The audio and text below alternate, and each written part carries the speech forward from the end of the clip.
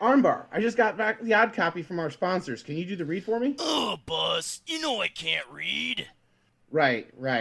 Oh, look, it's Doubletail. Barry, can you spare a minute? Sure. What's up? Also, I'm pretty sure I asked you not to call me Barry. Well, Barry, our sponsors gave us this ad copy to read, and unfortunately our friend Armbar here can't read, so can you do the promo for us? Sure thing. Hey there, sports fans. Baragon Doubletail here to remind you Bard Rock Cafe is brought to you by Dragon Master Games. Shop at their online storefront for your D&D and TTRPG products, as well as collectibles. We are also now partnered with Metallic Dice Games, who make high-quality dice sets, dice bags, trays and towers, and other accessories. Follow our affiliate link and use code BARDROCK at checkout to save 10%, and a portion of your order goes to support the show. Finally, you can also support the show directly by subscribing to our Ko-fi. Subscribers get access to wild rewards like exclusive bonus content, tarot readings from Rook, social media shoutouts, and tabletop games with the cast. As always, all the relevant links can be found in the show notes. Now, let's rock! Support the show, or I'ma come near ya! You can't threaten your listeners. It's not a threat, it's a promise! Support the show, jabronis!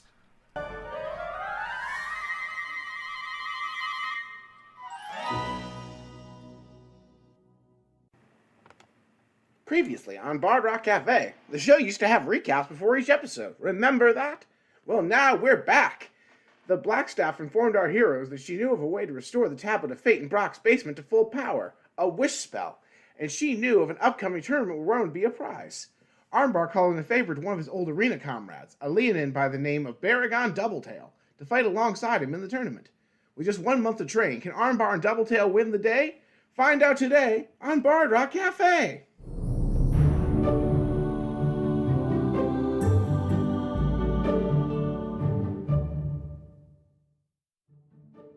And welcome back to episode 36 of Bard Rock Cafe. At the end of last episode, we just kicked off a month-long preparation for a grand tournament on the elemental plane of fire, where a Jinn prince, or an Afridi prince, I should say, holds a tournament every 100 years, where the grand prize is a single use of the wish spell. Armbar met up with Doubletail, an old wrestling colleague, and they are preparing along with the rest of the Bard Rock crew for this tournament. So, we are going to go through each character and what they're planning to do. To start with, who would like to go? We can get mine out of the way, since it's going to overlap with a couple people. Alright, so Nadir, what are some things you would like to do with your month? Okay, Nadir is primarily going to split his time between two things. One of them is to help Armbar and Baragon understand some of the things that they may be facing within the tournament. Nadir, well, this tournament isn't really his sort of thing. He did, out of curiosity, go to the one 400 years ago, and record a lot of the details of it, as he does. So he does have a chapter in his book about the competitors and what they did and how they moved and reacted and how, what kind of winning strategies were. So he's going to try and impart some of that onto Armbar and Baragon. And in their training, if there's sparring involved, he's going to try and teach some of the techniques that he saw use to one of the partners so that they can learn how to combat against some popular things. That's kind of his way of helping with their training. On the other end of things, he is going to be spending his time doing some research into if the gods are not on the material plane, and we cannot speak to them, they cannot speak to us, where could they possibly have gone? Okay. So which of those would you like to tackle first? Let's do the training. Alright. So go ahead and give me just a straight history roll. Alright. Ooh, 20. Yeah. Low number. That's low for you. Ooh. You hate to see it. Yeah. Mr. Plus 15, you got a 20. Oh, man. Wait, hold on. You have a plus 15? I do. God. Nadir's good at one thing, and it's being smart.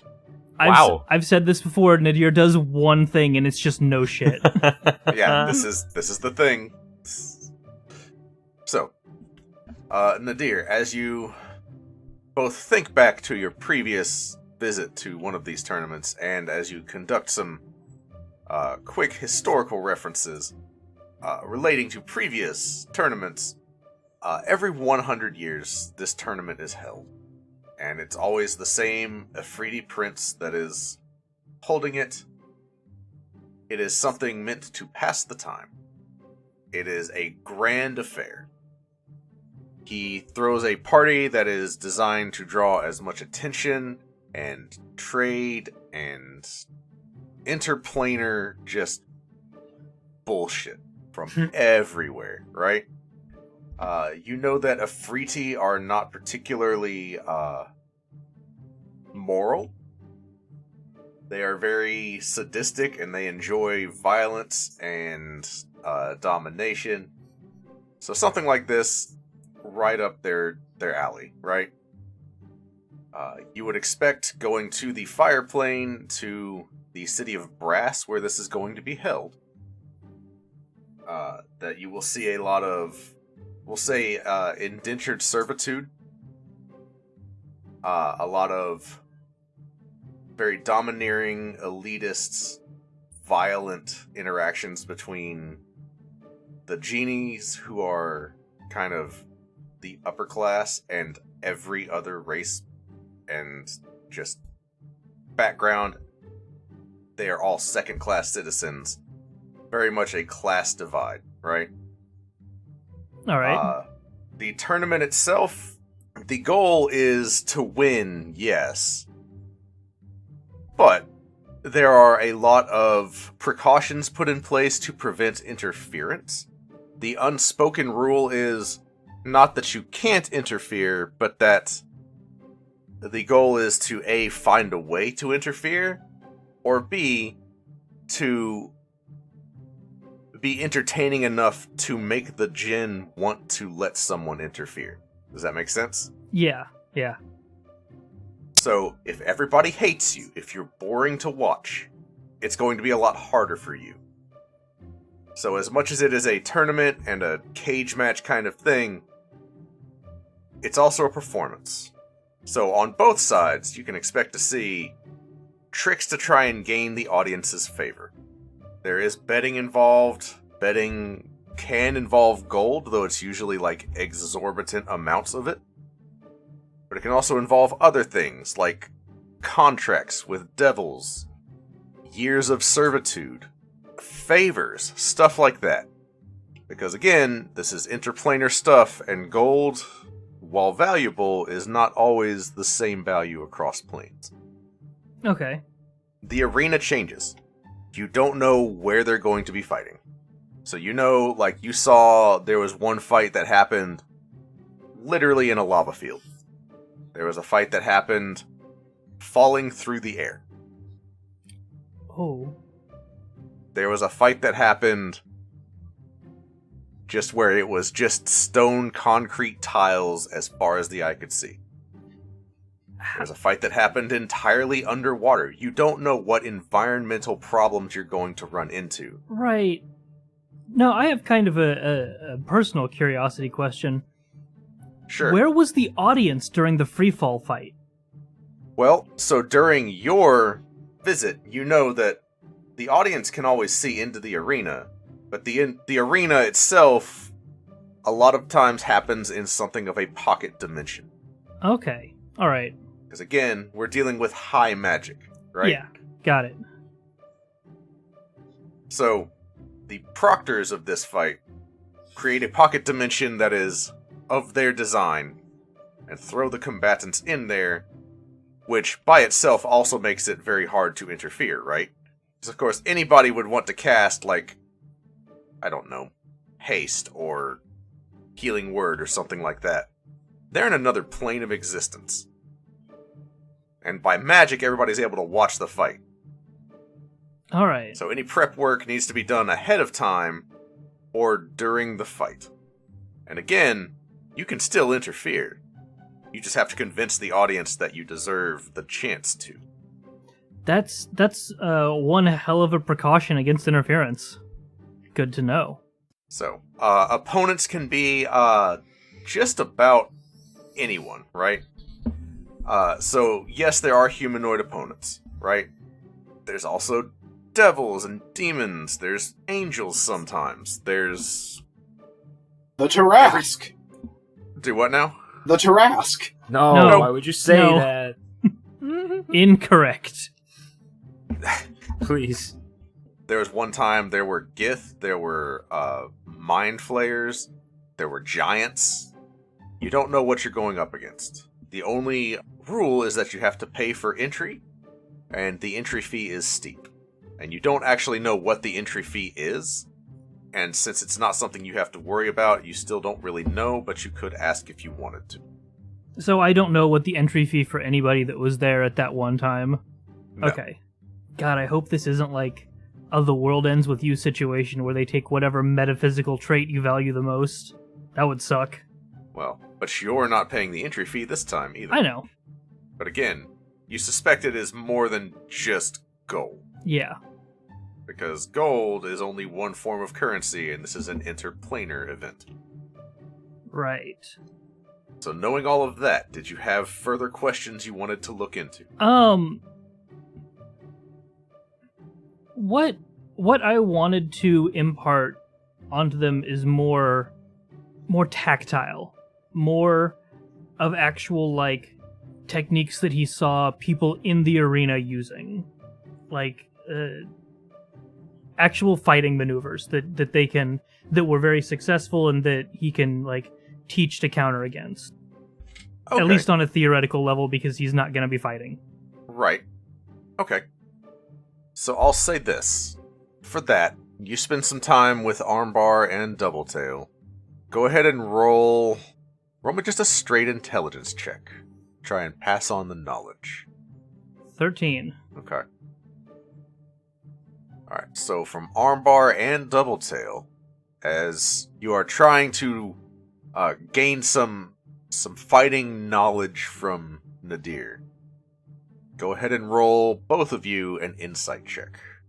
21. Dang. I listen good! So can I use one of my, before Barrett Gun rolls, can I use one of my, I have approximately 450 bardic inspirations for the entire month. Can I use one on him? Jeez. Sure. Okay. Is that a D8? Yes, it is. Ooh, a 7. Okay. That makes my total 21. Okay. So, We you both scored gain... the same on the test. Right. Without copying each other's answers, you scored the same. Wink. Hey, what'd you get for number 7? I put D. Armbar doesn't even know the letter D. Doesn't matter, he put it. No, I know the letter D. He I know does, you do? actually. Okay. A, B, C, D, and H. Okay, I didn't think we got to D yet. My bad. That'd be funny. He can just get through a multiple choice quiz. Yep. Without reading the questions, he just knows. Oh yeah, Yeah. that's what they say. Which one do you like better in that moment? It's just intuition. Yeah, that's exactly it. Armball, roll a luck check to see how you do on a multiple choice test. Oh. So you both gain some knowledge about the different fighting styles from various types of combatants that you might encounter. So what I will say this does is I will let you basically start each fight with inspiration. Ooh. Nice. All right. Inspiration as in, like, bardic inspiration? No, or no, no, inspiration like- as in, like, we get advantage? Like, you give yourself advantage. Okay. So, once per fight, you basically say, alright, I've seen this kind of fighting before, I start with advantage. I'm Sick. going to use it here. Gotcha. Cool. And it comes very naturally to you, right? You've done, like, fighting is your thing, right? So Nadir's talking about it on, like, this abstract level, and you're like, oh no, I know exactly what that looks like, right? Because like you've punched a knoll in the face before, right? You understand the mechanics of it. You're trying to describe a power bomb. That takes me back. Yeah, so you kind of connect the cerebral with the experience of actually having encountered something similar. And you understand. That, I will say, is that half of your thing, Nadir. Okay. As far as researching the gods, go ahead and give me a religion check. Oh no! 8. Would you like one of my 449 remaining bardic inspirations? Oh, this is great.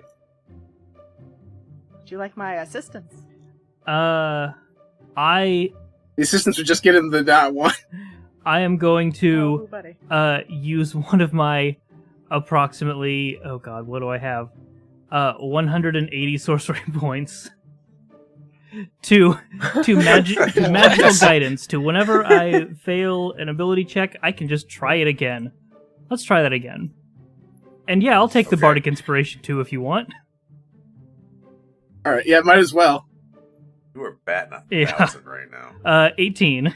Like, this is making up for those bomb-ass rolls you made before. These are Yeah, I shit. know. Holy cow. Yikes. Better to get him out of the way now All right. when we're not in mortal danger, though. Yeah, imagine level 6 campaign. 18? What a shit roll. Okay, when you Nadir have, gets like 30-something of the good roll. Nadir rolled a, 35? Like, you got a nat 20 with plus 15 on history check Yeah. last time? So I gave him, like, this 10-page dissertation on just all the shit Yeah. he found.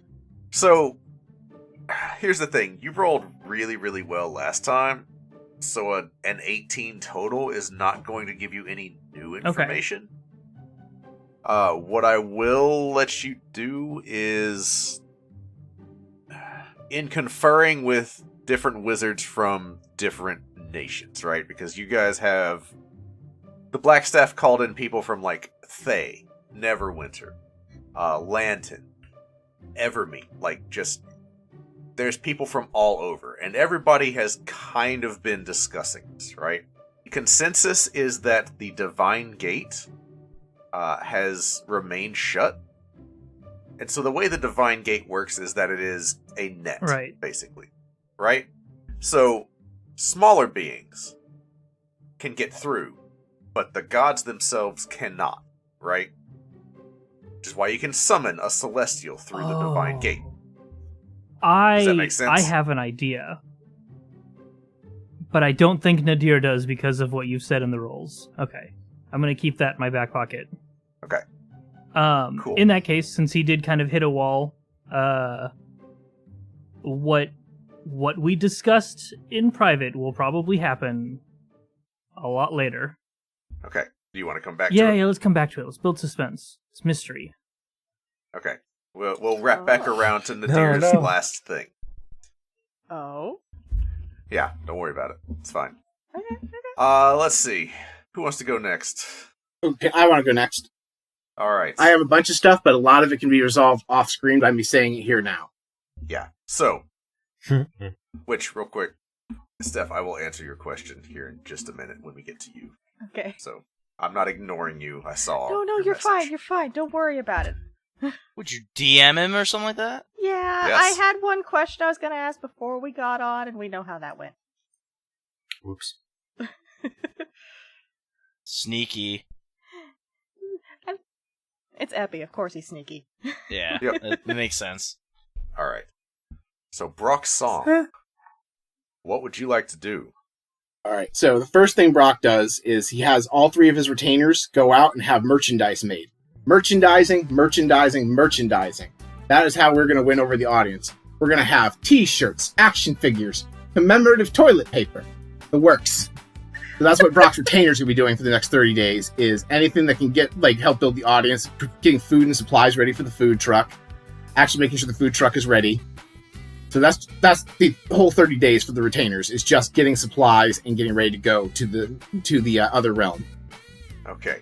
And what your retainers very quickly find is that they have a lot of support. right?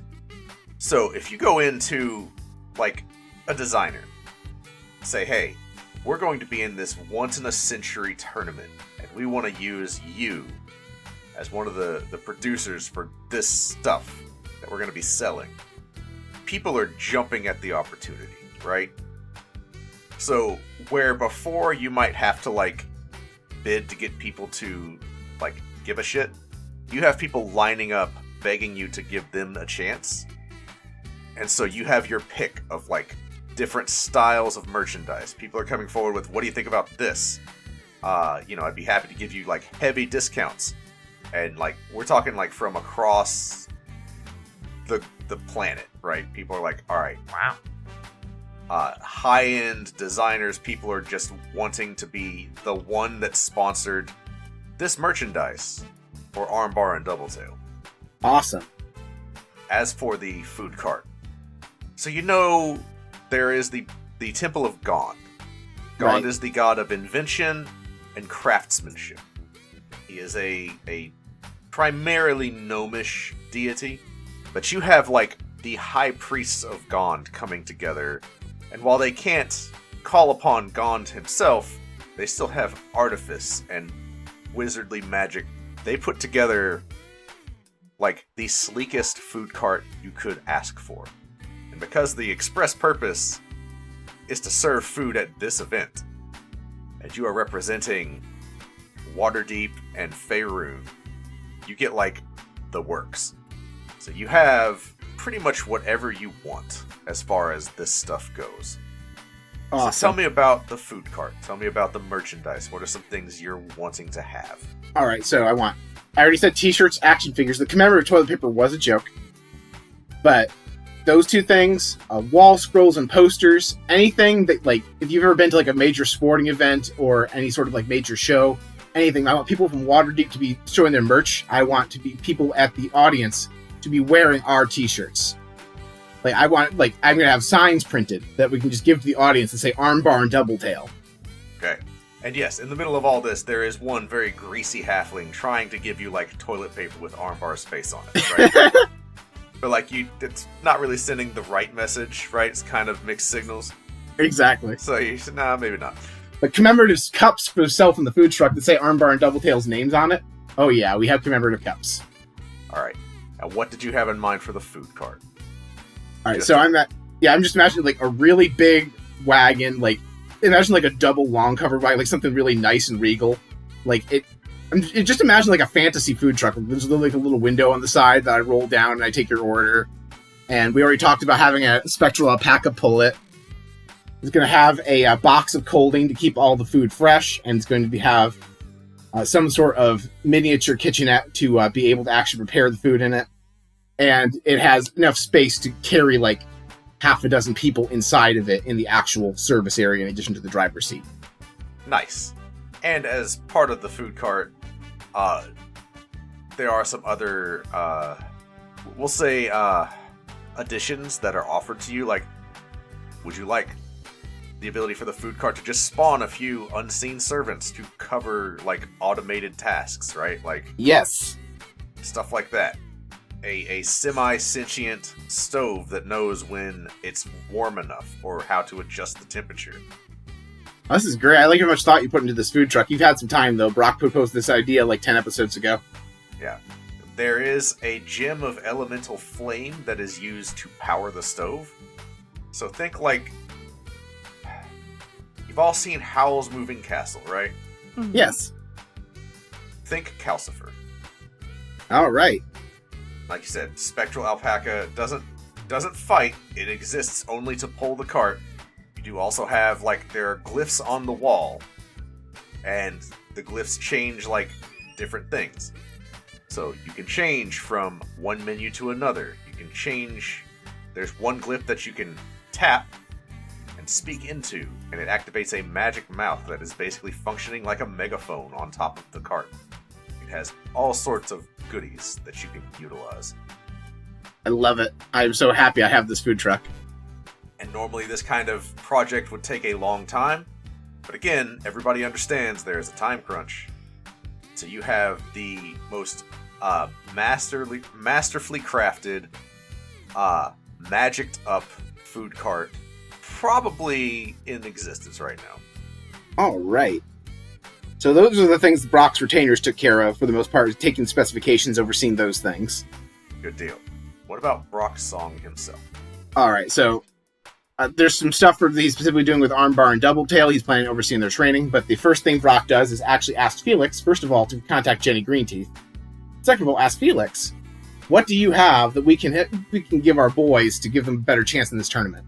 So first of all, Felix says, yes, I heard about this. I am happy to provide all of my wares free of charge to you. I will simply put it on the Blackstaff's tab. They are fronting the bill after all, and, well, I'm happy to donate whatever I can. So, I have a wide range of magical items that I'm happy to walk Armbar and Double Tail through in case they want an upgrade. I will get in touch with some of my contacts and see if we can't provide some other forms of support. I know I will personally be in the crowd rooting for you. And I have already placed a few of my other friends at various places within the crowd to encourage people to root for you. So I'll be doing my support that way. And I'll make sure they all have signs. Brock hands Felix one of the signs. Oh, thank you. I will make sure they have everything they need to put on a show of it. I've been to several of these, you know. I did not know, and can I roll history to see if I know how old Felix is? Sure. Natural 1. Ooh. Mm-hmm. Sure. So Brock has no clue. All right, It's about 20. All right. D100 roll. 93 Fantastic time. Oh shit, that's right, yeah. and 90. 93 and 90? Wow. Okay. Which one would you like? 93. Alright. So as you're speaking with Felix, like, you just start to yodel everything you say for about a minute. Oh my god. I can't believe you went to another one of these. Is that yodeling? It's the best. It's the best Paul has. We are not doing that with our mics. Absolutely not. Oh my goodness. No, Can I you- did. Don't worry, I did one. I know what we can put that in post. Right. I know Oh a my guy. god. Yodelay, Can you yodelay, imagine- yodelay, ooh. Audacity would just... It would edit us out. It would be like, nope, that is just background noise. We're not putting that in this file. Now that's what Discord would do. Audacity has the audacity. Yeah, so Felix looks just jovial, and he is excited, and he is happy to back you in any way he can. So he is making his full inventory available to Armbar and Double Tail, and we will get to that when we get to them. He is reaching out to some of his own contacts to encourage them to also support Armbar and Double Tail, and he will be distributing merchandise to whoever agrees. And he does agree to reach out to Jenny. All right, so we will resolve that with them too. So the Yes. only other thing Brock had besides training stuff for them is Brock wants to go back to the Keelhaul Dwarf. He has some business there. Okay. So you are easily enough able to go back.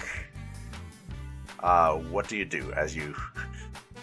you are escorted by the very chatty doorman who is telling you all about the history of the Keelhaul Dwarf and how they once had a giant stay there for a week, and it was just crazy, and we had drank all the ale and didn't get drunk, and it was really wild because it was a fire giant. Looking back, they probably just like incinerated the stuff when it got to their stomach, and on this guy talks, right?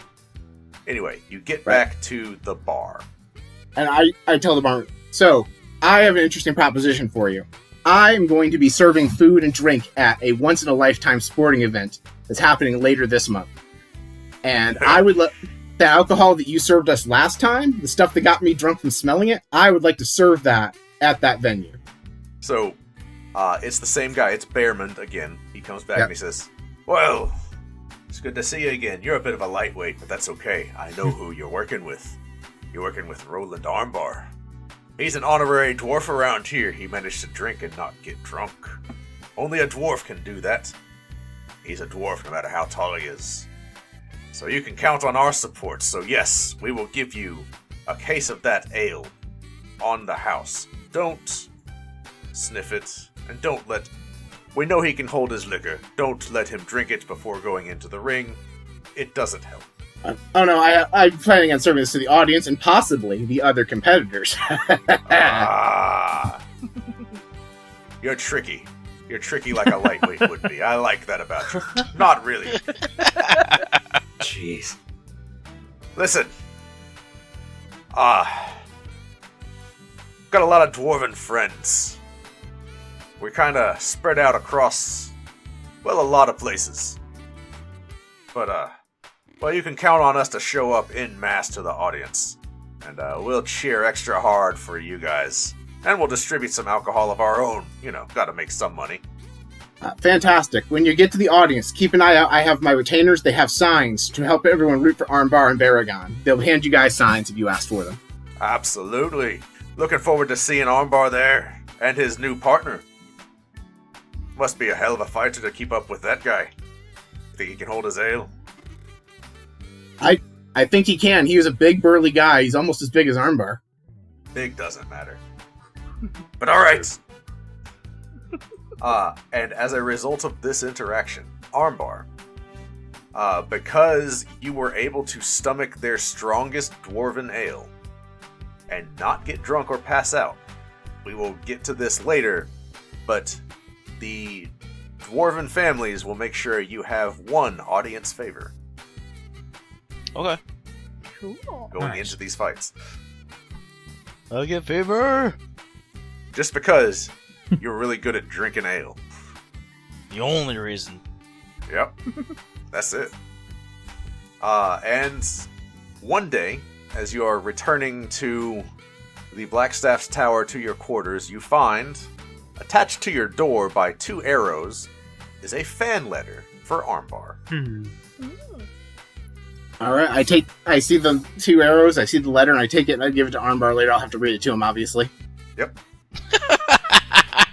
And so that was all of my non-Armbar stuff. But now we get to the part where we actually train them. So Brock walks them the first day of training to the Temple of Tyr and says, I talked to my brother, and he has made arrangements with the temple to help us train there. And there are rings for the paladins used to train at the Temple of Tyr. I'm going to be healing people with my songs of rest and with all of my healing words for the day I don't need for anything while we're training. So I'm going to be helping the temple heal. The other thing I'm going to do is I'm going to get them training. So I get them in the ring, and I am looking for the lyrics of my song. You give them what now? I'm sorry. I just get them to the ring and like get them you get them to the ring. I heard I give them the ring. I'm like, the fuck are you talking about? No. We're getting married, dude. It's right, fine. yeah. Nope. I walk them into the ring. Partners. Take a hint. And I say, let's get down to business. Prepare for anything. You will come back champions when you leave that ring. You're a witless, dim, pathetic pair, but you can bet before we're through, I will make some champs out of you. And that's when the training montage starts. So in addition to overseeing their physical training, Brock is going to teach Armbar the letters R and M so he can sign autographs. Yes. Let's go. And I want to point out, I have 400 plus bardic inspirations I can give him on this for these roles. Okay. And I want to teach him proficiency too in performance. All right. So I am going to need an intelligence check because Armbar, you are trying to learn a lot in the middle of training as well. Oh no! No, he's doing push-ups while looking at the ABCs for Barbarians book. Sure, absolutely. Still need an intelligence check. You can use your bardic inspiration as well. Okay. Yep. So they rolled the D8. Oh, come on! All right. So you may learn 2 of the 3 things. Ooh. I'm gonna learn the letters R, or the letter R, the letter M, and performance as a proficiency. I think I need performance, and I think the letter M are the ones to go with because I can fudge. I think you get more mileage out of R. I think. Yeah, you 2 R's. But you said M. Well, I was kind of thinking like we can mess up the R's and it'd be kind of funny. Now, is there any way I The can roll R's are- performance to one of the try R's and is get him to backwards. performance? Yeah. What's Or that? if you don't, I'll you tell don't you go what. with- I'll tell you what. I'm looking for a 25. If you get a 25, I'll give Armbar the other letter as well. Roll performance. All right, so that is a natural 20 plus 11. Armbar. Damn. So you learn Let's go. R and M, and another letter of your choice. What? do something No. crazy. Do X. Yeah. But why? Oh, Or why? Y. That works too. Why? We'll go with Y. Okay.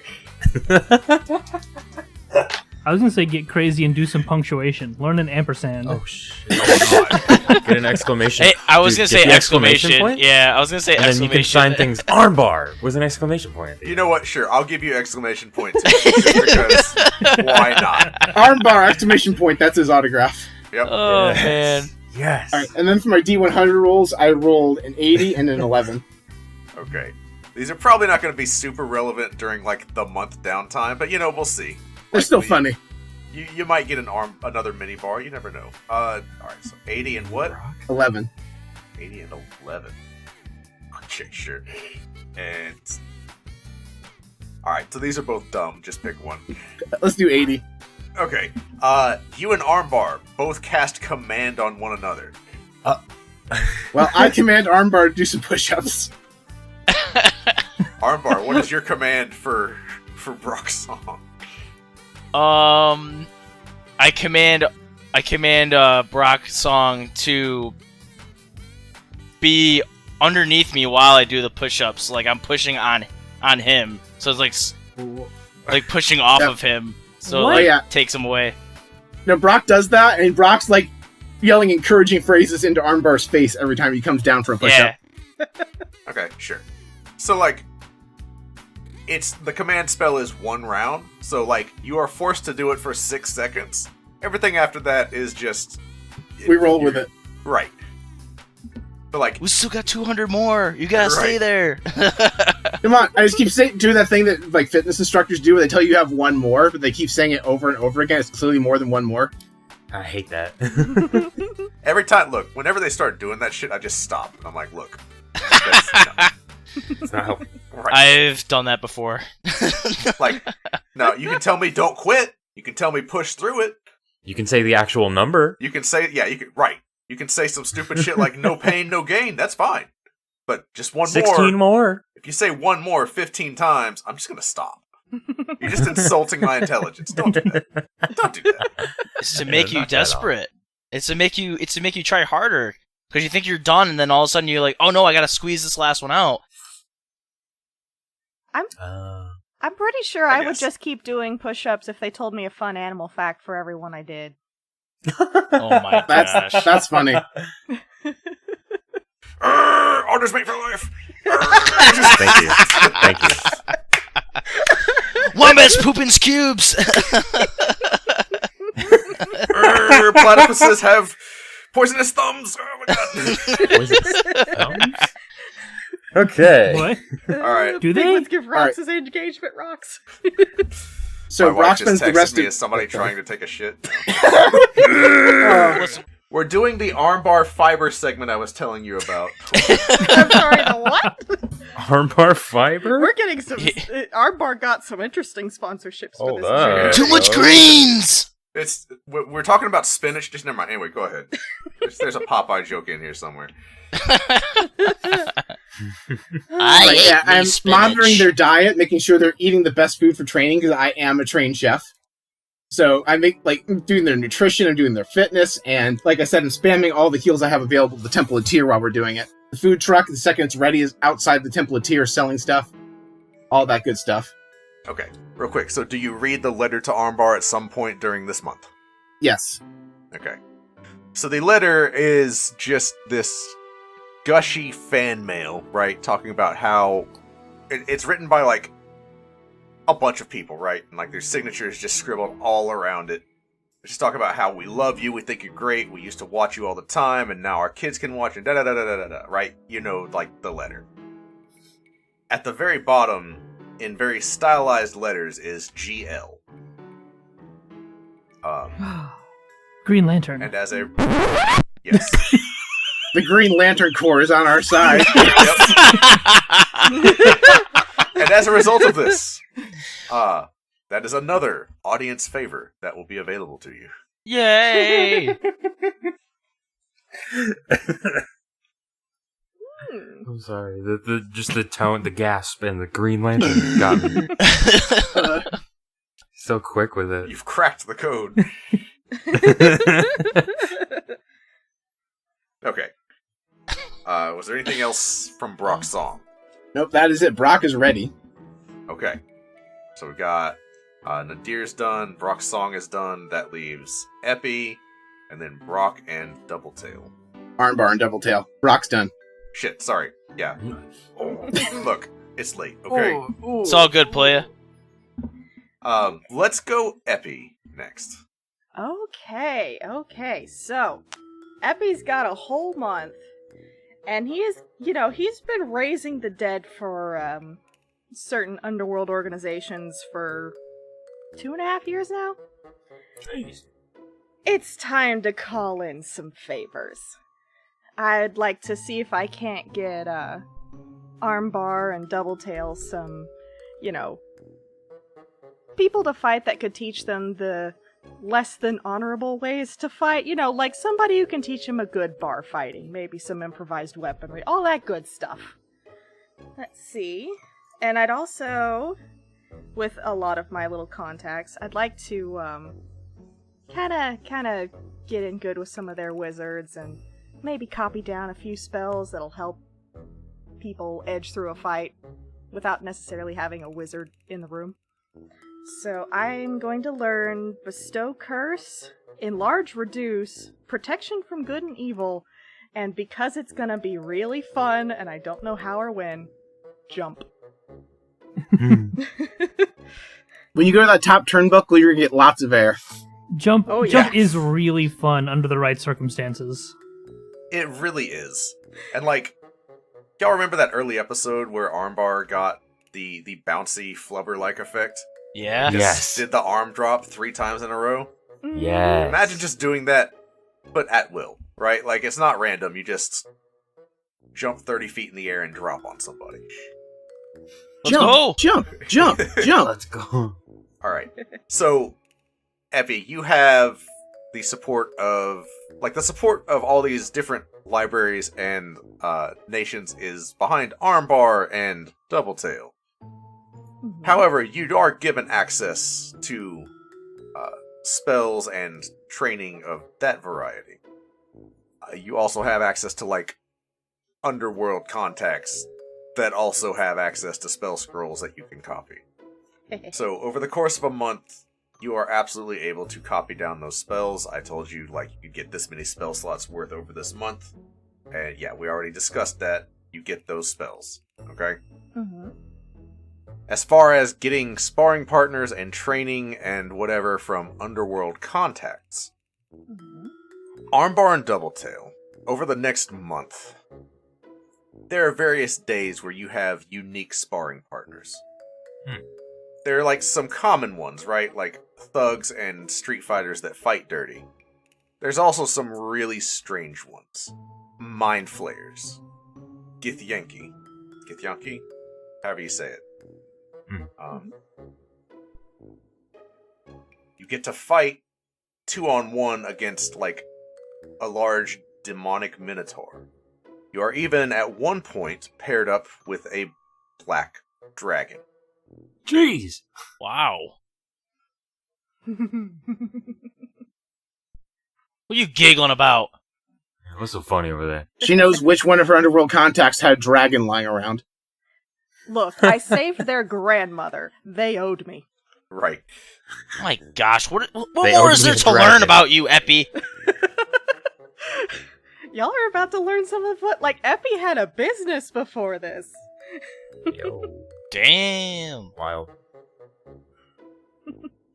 as a result of this specialized training, anytime you guys fail a saving throw, once per fight, you may choose to re-roll. Wow. So we just get Indomitable, sweet. Basically, yeah. You get one use of Indomitable per fight. Okay. So we have... in fighting this black dragon, the acid breath sucks. But you learn how to predict when it's coming. Or when you're fighting the Mind Flayer, you know when they're about to scream into your mind, and you're able to brace for it. That's kind of the narrative behind it. So far we have an inspiration once per fight and a free Indomitable once per fight. Yes. Correct? Epi. Additionally, as part of this, you gain them another audience favor that they will be able to use. Nice. As your underworld contacts reach out to their underworld contacts, everybody knows something's wrong. Everybody knows that armbar winning and double tail winning is for the good of everyone, right? Mm-hmm. And so, yes, criminals and the underworld contacts, they're all very selfish. But even they, rely on society functioning. Mm-hmm. And it's starting to, strain under the pressure of healing magic and divine magic has stopped. So they want y'all to win. So, that's that part of it. Oh, What else you got? Epi's one is kind of long. I had way too much time to think.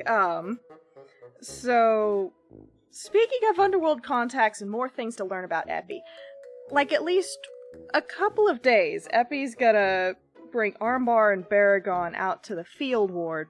He's on the way. He's gonna tell you guys, his friend Goose has been hooking him up with, sparring partners that you guys get to fight. He leads you out to what is essentially just this briar with just dandelions covering this really not very thick soil. And so he's just gonna be like, alright, so I can't help you with everything, but I can definitely get you some partners that'll help you with the finishing moves. Actually killing things. And maybe, and he sets his book down, and he starts casting this spell, the ink boils, it pulls in the spine of the book, he dips his fingers in it, it's kind of like, what in the world? And he's like, so I'm gonna give you some partners that might actually kill you if you don't kill them first. It'll be good practice, don't worry about it. And he just jams his, inky black fingers into this soft dirt with dandelions in it, all the dandelions shrivel up, and after about a minute of talking and seeping in, 2 zombies just crawl out of the dirt. It's like, alright, Goose delivered some big ones, so this one, that's Trunk, that one over there is Bull. Terrible dudes that are out here for a reason. And he turns around and looks at you, his irises are his whole eyes are completely black, and he snaps his fingers, he's like, alright, have a go at him. See how good you do. And he runs off to the side, sits down on a rock, and the zombies go at you. And this will happen as many times as you want to fight, undead. Yeah. So through Epi's personal edition, you gain experience fighting undead opponents.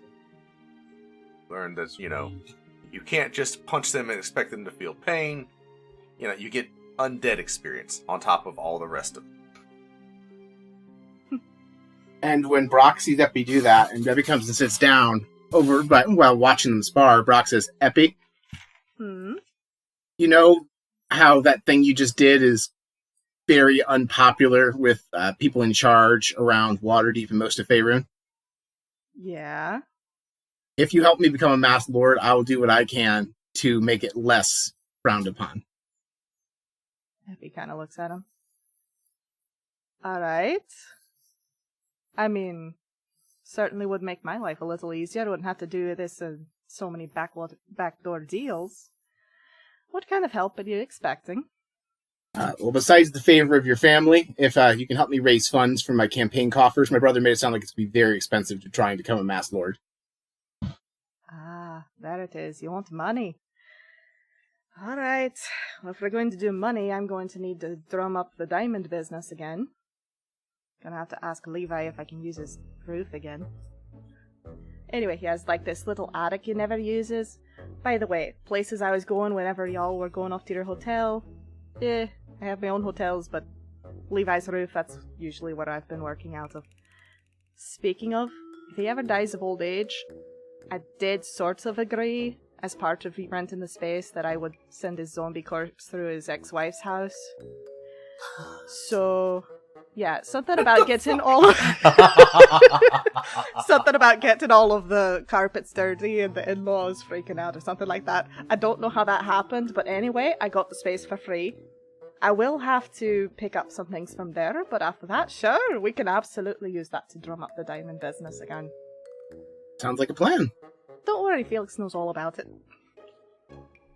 Felix knows all about everything. Apparently the Black Staff has a tab with him. That doesn't surprise me at all. That actually did surprise me. I was surprised by that one. It's the Black Staff. They have to get your weird ingredients from somewhere. I mean, yes, technically you're not supposed to study necromancy. You could be a soul in a jar or on a bookcase, but sometimes you need ingredients. So you have contacts. But yeah, sure. I don't mind helping you out. But I am going to call in some favors. Your masked lordness.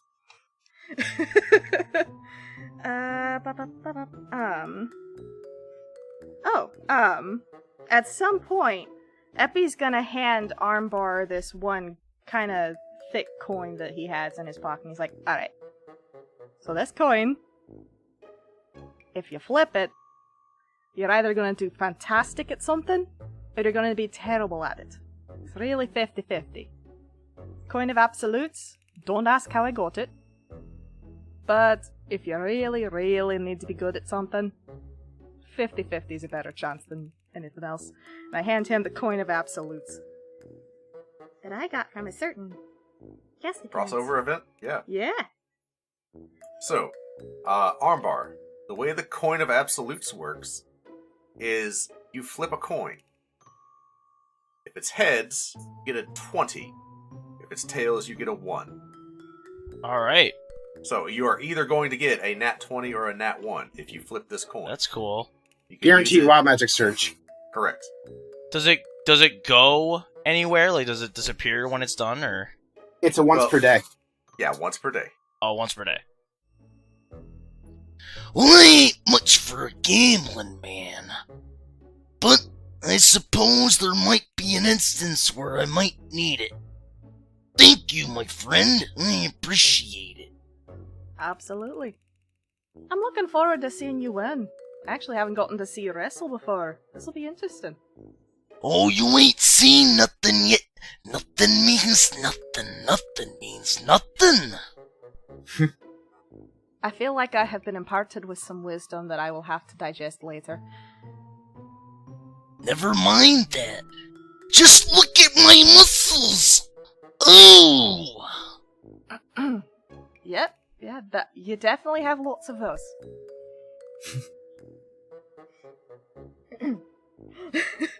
Epi is going to look at his feet for a little bit. Let's see.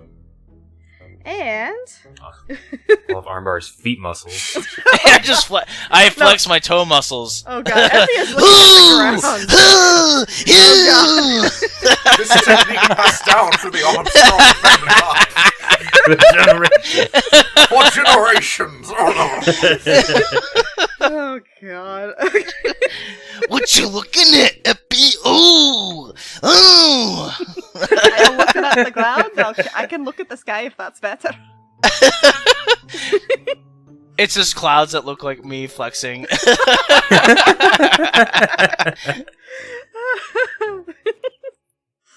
Oh my gosh. So after Epi gets to watch two incredibly muscular men beat the shit out of some zombies every other day or so. Yeah. I am going to, you know how I have that little homunculus whose name I can never remember? Yes, I have also forgotten their names, so it's fine. It's fine. Like, I literally did not put it in my notes, so I have to go listen to the episode audio again. Alright, well, their nickname is now affectionately Tin Can, And Sure. That's going in the notes. Hang on. We're just gonna Yep. make that canon. Yep. So Tin Can, whose Tin name has Cannon. been Tin can. Epi forgot the name and had to come up with a new name. yeah. It's one of those you give somebody a nickname until you can remember their actual name, but nobody else knew their actual name, so you're just kind of listening for the hints and it never comes Oh, up. well, in canon, canon, you forgot this homunculus's name that you gave it, so you're just like, no, it's Tin Can. That's your new name. Love That's how it you. is. It's affectionate. And Epi is at some point going to copy down his Revivify spell and title it in that very fancy handwriting, Mortimer's Revivify. He's gonna roll it up. He's made at least 2 or 3 copies of this. And he instructs the homunculus to fly 1 copy to the Blackstaff, 1 to the wizards that are now stationed outside of Patricia's hut, and of course he has to come visit with Mr. Spicy every so often. You know, gotta see Mama. And also he's going to send it to 1 copy of it with another letter attached to his family. In different packaging. You know, one Sure. is the spell, one is a letter that goes to his family that just, you know, very politely mentions that he's going to be back in town with a friend eventually, and he's going to bring a friend over, all that stuff. Look forward to seeing you guys. It'll be a couple of months. I'm not dead, just letting you know. All that good stuff. Okay. Alright, so you're passing out your version of the Revivify spell. Yeah. And I'm naming it Mortimer's Revivify. Okay. So this is a wizard version of Revivify. Sure, passing out. When in this month do you do this? After I've gotten a lot of diamonds. But, once I've So got maybe a... closer to the end, after you've had a chance to get, a good horde going? By the way, I crunched the numbers for long Stephanie. client If list. Stephanie uses Revivify the maximum number of times minus Arcane, plus Arcane Recovery minus Necromancy, it works out to 27,000 gold worth of diamonds. Good deal. Somebody did the math on that, because apparently... I I'm literally not a played a campaign fund. mathematician, everybody. Behind the curtain, I'm an accountant. And, I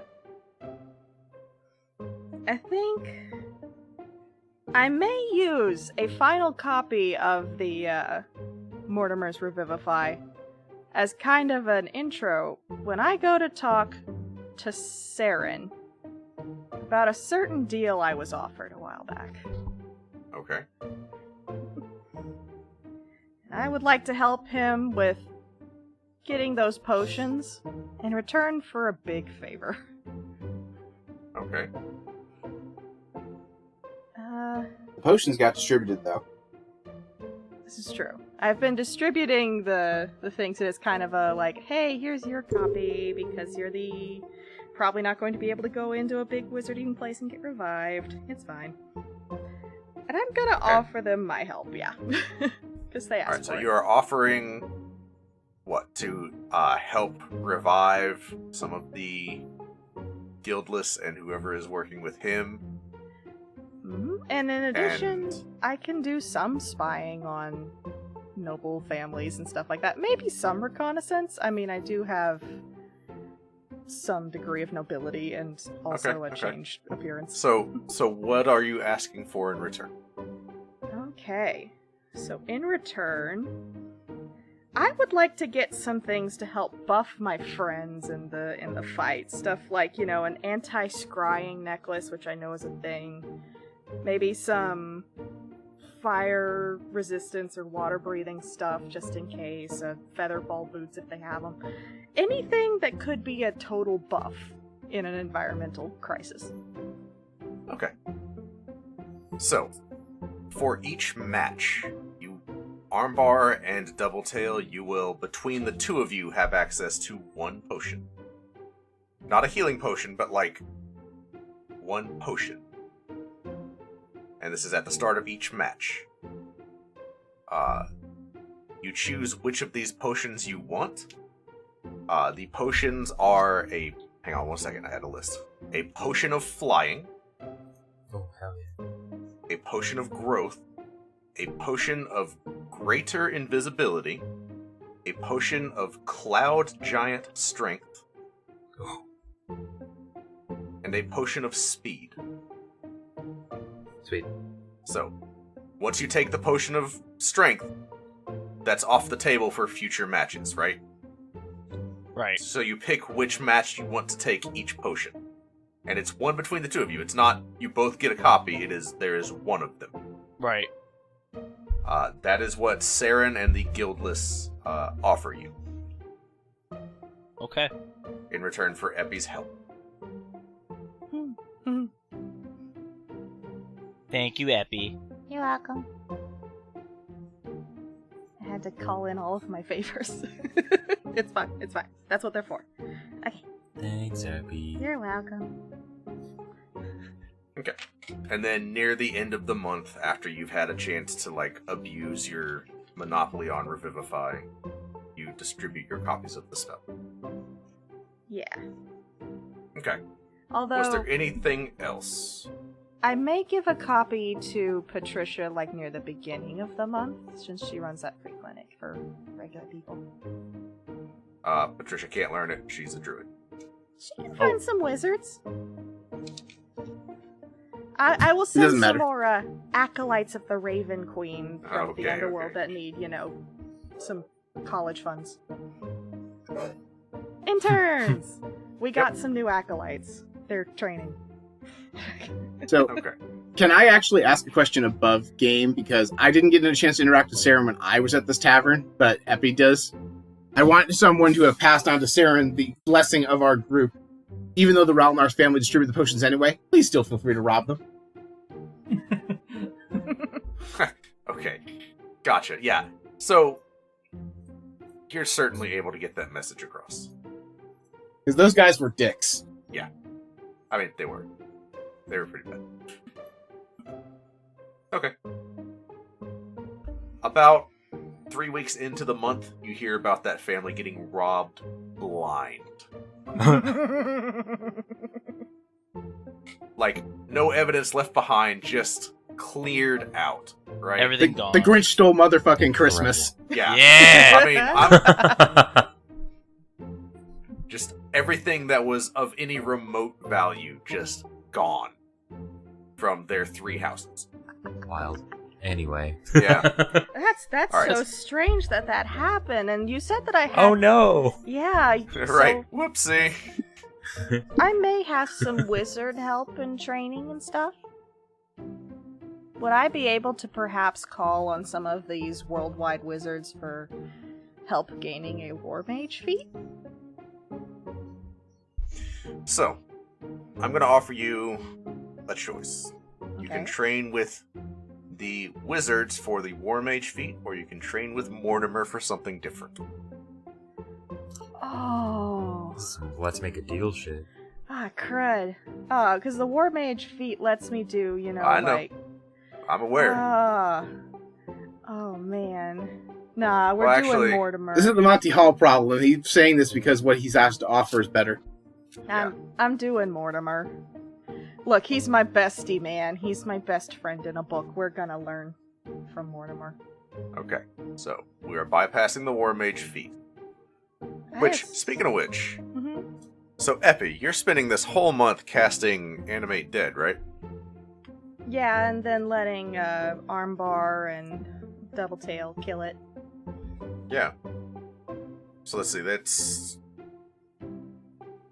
30? That's a lot of experience. Something like that, yeah. I mean, this way they get some experience with the actual killing moves. 'Cause you can't really kill your sparring partners unless they're already dead. Oh god. What is my going God. on? I forgot Kenny's about trying to the figure out how wild many wild magic magic rolls. rocks. Terrified. Oh, my Wait till he spells realizes trigger I've been wild spamming magic. healing word. He's trying to see whether Why you get that would- wish. No, you proc wild I magic lost 60 times. I lost count, fuck!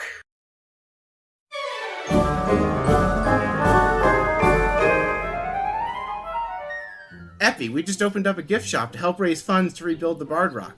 Look at this fancy new design. I'd love that on a new t-shirt. You are transported to a world of t-shirts, all identical. You can feel your sense of self slipping away from you as the shirts reach out and grab you and assimilate. I cast Dispel Magic. Epi, where'd you go? Wild magic. Don't ask. It was terrible. So, where's the gift shop going to be? Oh, well, we have two storefronts, bardrockcafe.redbubble.com and tpublic.com/users/bardrockcafe. So anyone can support the Bard Rock. You know, the coffee mug is really cute. And that's not all we sell. We have t-shirts, hoodies, children's apparel, baby Bard onesies, Rock notebooks, Cafe's gift shop stickers. is now open. Sales go to support the show. So if you want to help out and also get some cool Bard Rock Cafe merch, go check it out. And that's everything we had so far. Epi, are you listening? Did you say something?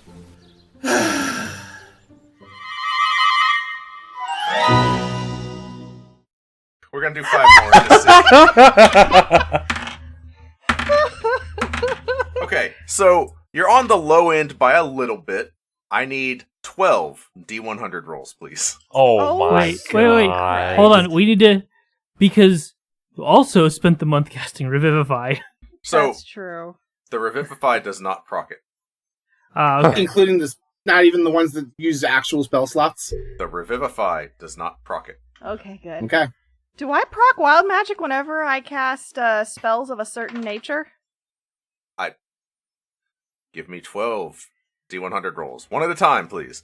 Okay, we've got a 91. Hang on. You cast Sending on a distant creature for which you have nostalgic feelings. Poor Pietro, he's just getting so confused. Is it Pietro again, or is it somebody else? I think, Nah, for funsies, I'm gonna make you do Levi. So, you know, Okay. I'm reviving a bunch of dead people, and I cast Sending on Levi by accident, and I'm just like, alright, just to clarify, so when you die, I send the zombie through your ex-wife's house. You really need to leave her address for me. Like, just came to mind. But anyway, and then I probably cut off because it's 25. It's my house! She kicked me out, but I still own it. I got the deed to it, and I want to go through and wreck shit. That's like the end of the message, like, because it cuts him off. Okay, next D100 roll. Okay, next one is a 57. Okay, for about a minute, like, you were basically blind.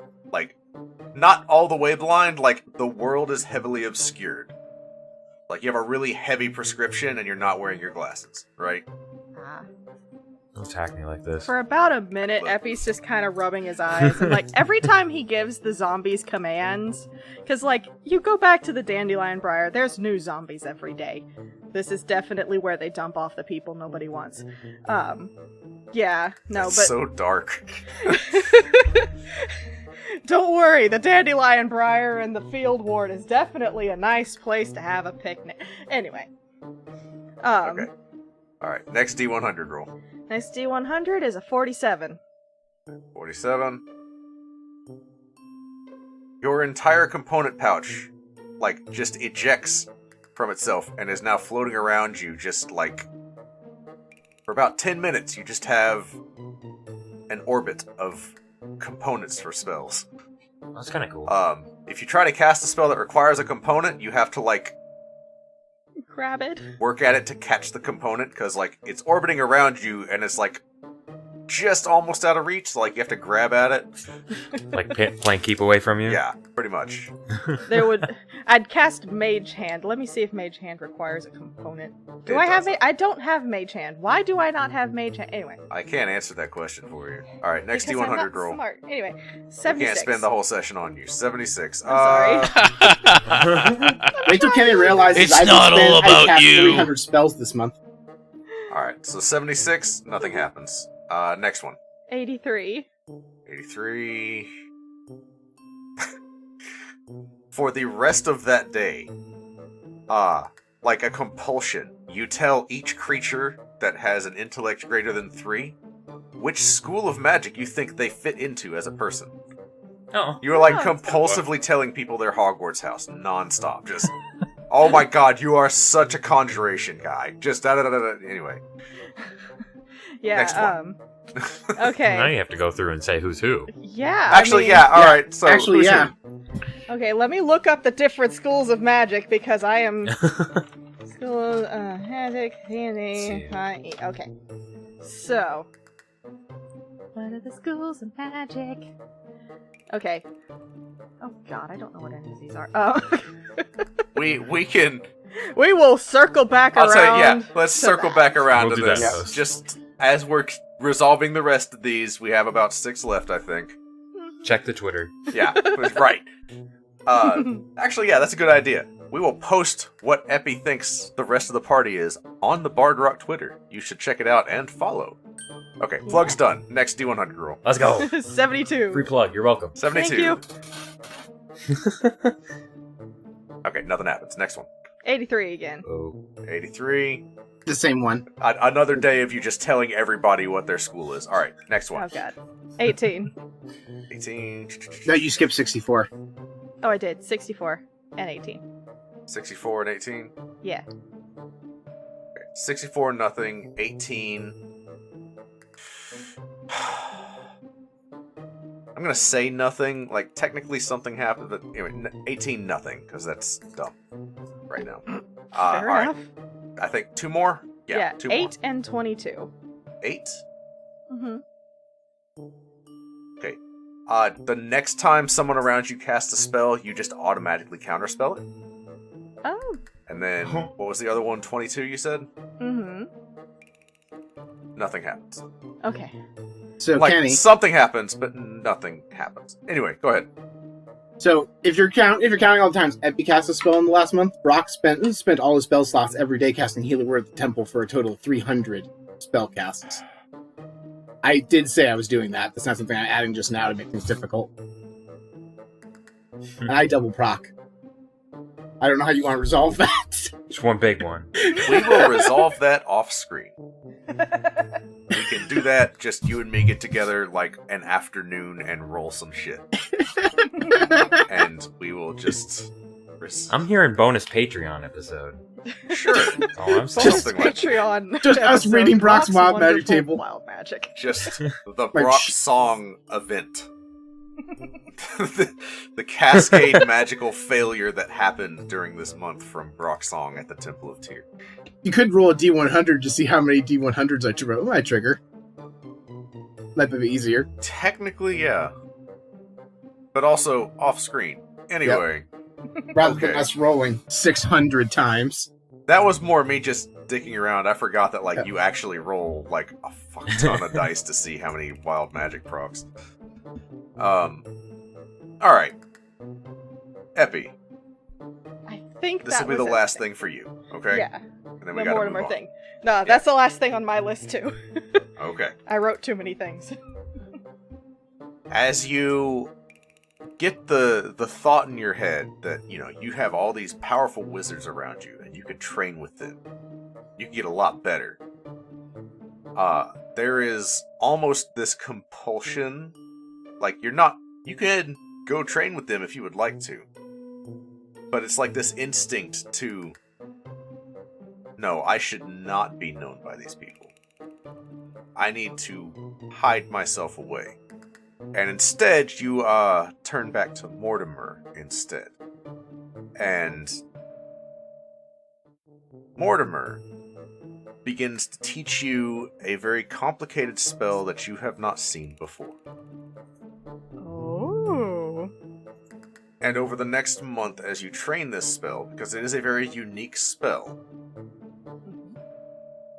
that pressure to hide kind of resolves as the idea in your head to get around these powerful wizards, Mordenkainen, Zostam, just all these different really high-ranking, powerful wizards. You're staying away from them. And in turn, Mortimer's teaching you something different. You are learning the spell Pan's Animated Shadow. Ooh, what is that? So, much like Animate Dead allows you to animate a dead body, Pan's Animated Shadow is a 3rd level spell that allows you to target the shadow of any humanoid creature. And that shadow gains a limited amount of sentience. The shadow serves the person to whom it is attached. Oh, I like this spell. That's contextually great for this tournament. Yes. Yeah, it is.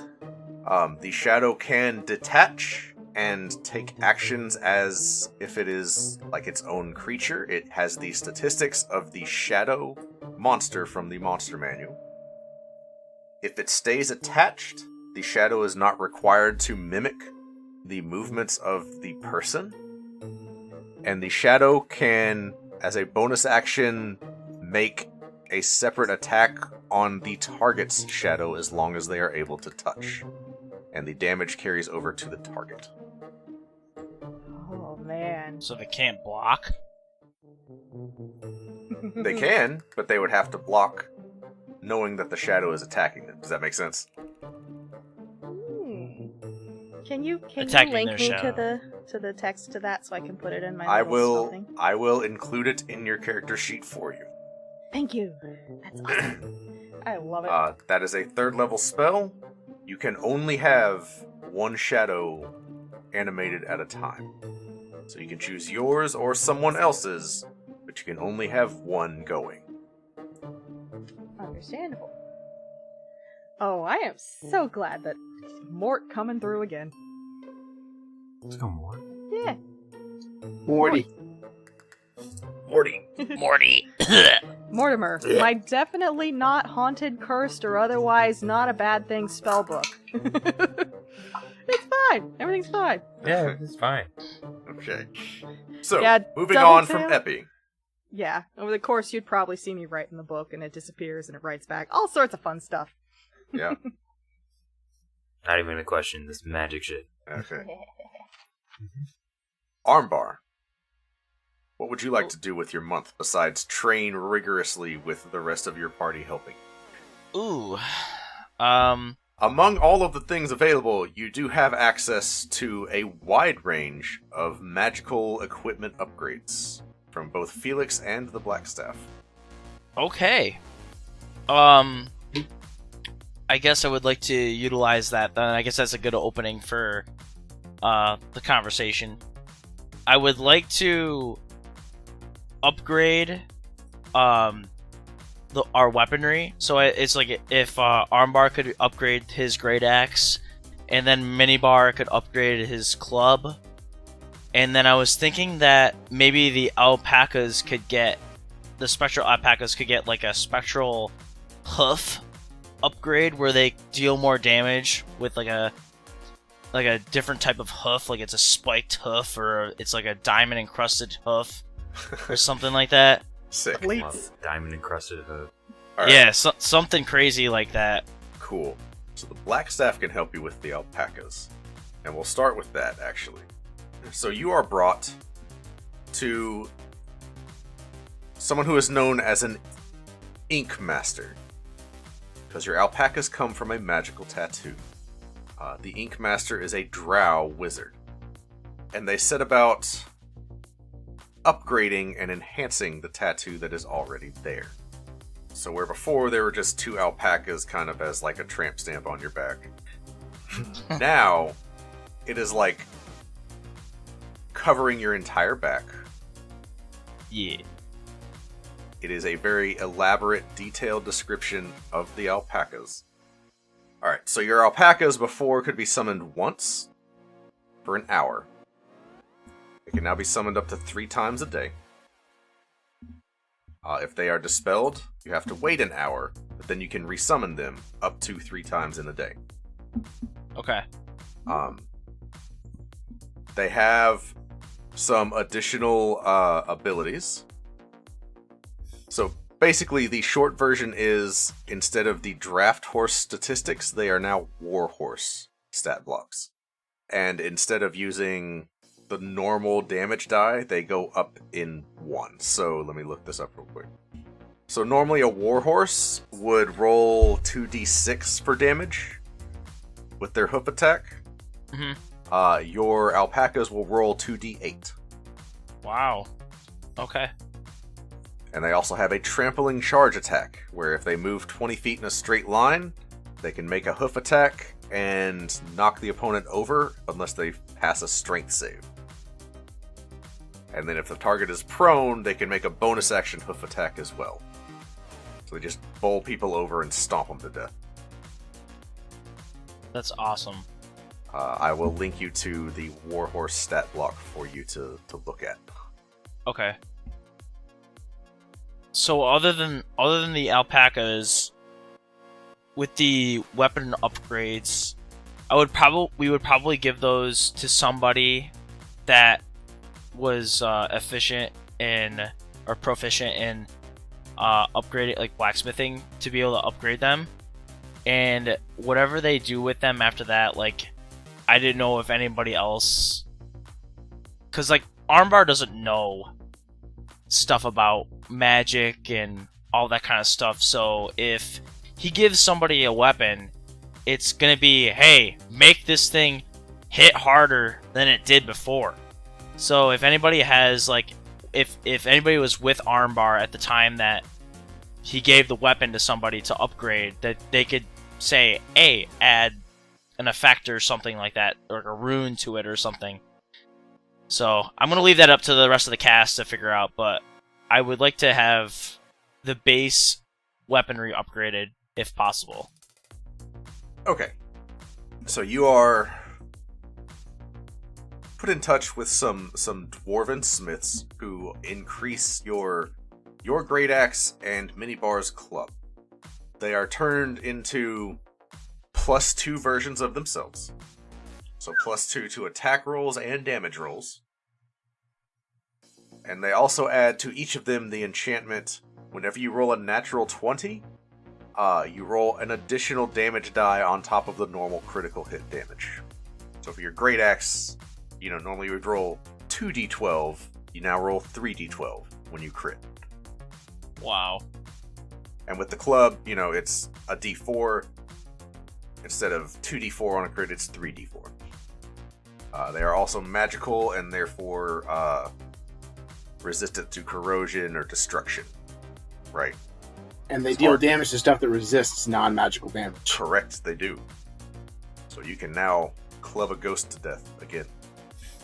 Yes. Okay. You are also given a couple of items. You are offered Bracers of Defense, which give you +2 to your armor class, but you have to attune to them. Wow. You are given a Ring of Feather Falling, which, as a reaction, you can expend one of the 3 charges in it to cast Featherfall on yourself, which will keep you from taking fall damage from a long drop. This does not require attunement, you just have it. Okay. But you go do that 3 times before the next day. Oh, so it refills after the next day? Yeah, so like at every dawn, you get back the 3 charges, right? Oh, okay. So if you spend it 3 times in the day, it's done until the next dawn. Which, if it comes up, is 6 a.m. in-game. Okay. So you All have right. gotten some swag equipment upgrades. Your tattoo is now stronger than it was. What else would you like to do? There's an easier one, which is mainly like we have to be ready for favoring the fans. And what do the fans like to see? A badass entrance. Yes. So we have to have, pyro, we have to have fireworks, we have to have an awesome badass entrance music, and we need to have the clothing.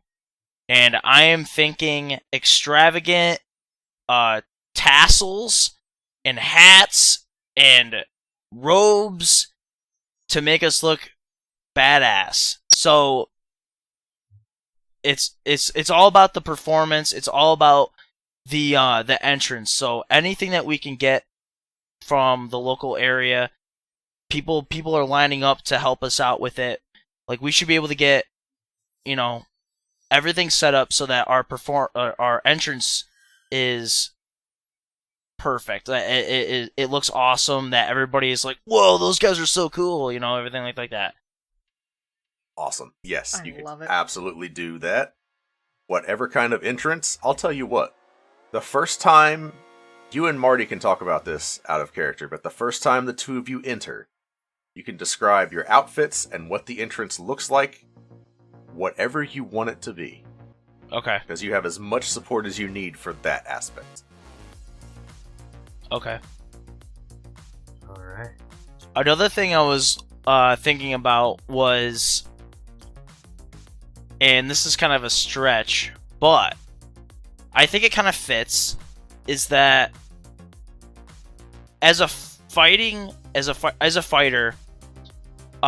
you kind of learn what to expect of an opponent. And as we've been training again, and going back in the background of Armbar, grew up in slavery, and just trained his ass off, met a bunch of people. He's a big guy. They probably sparred every now and then.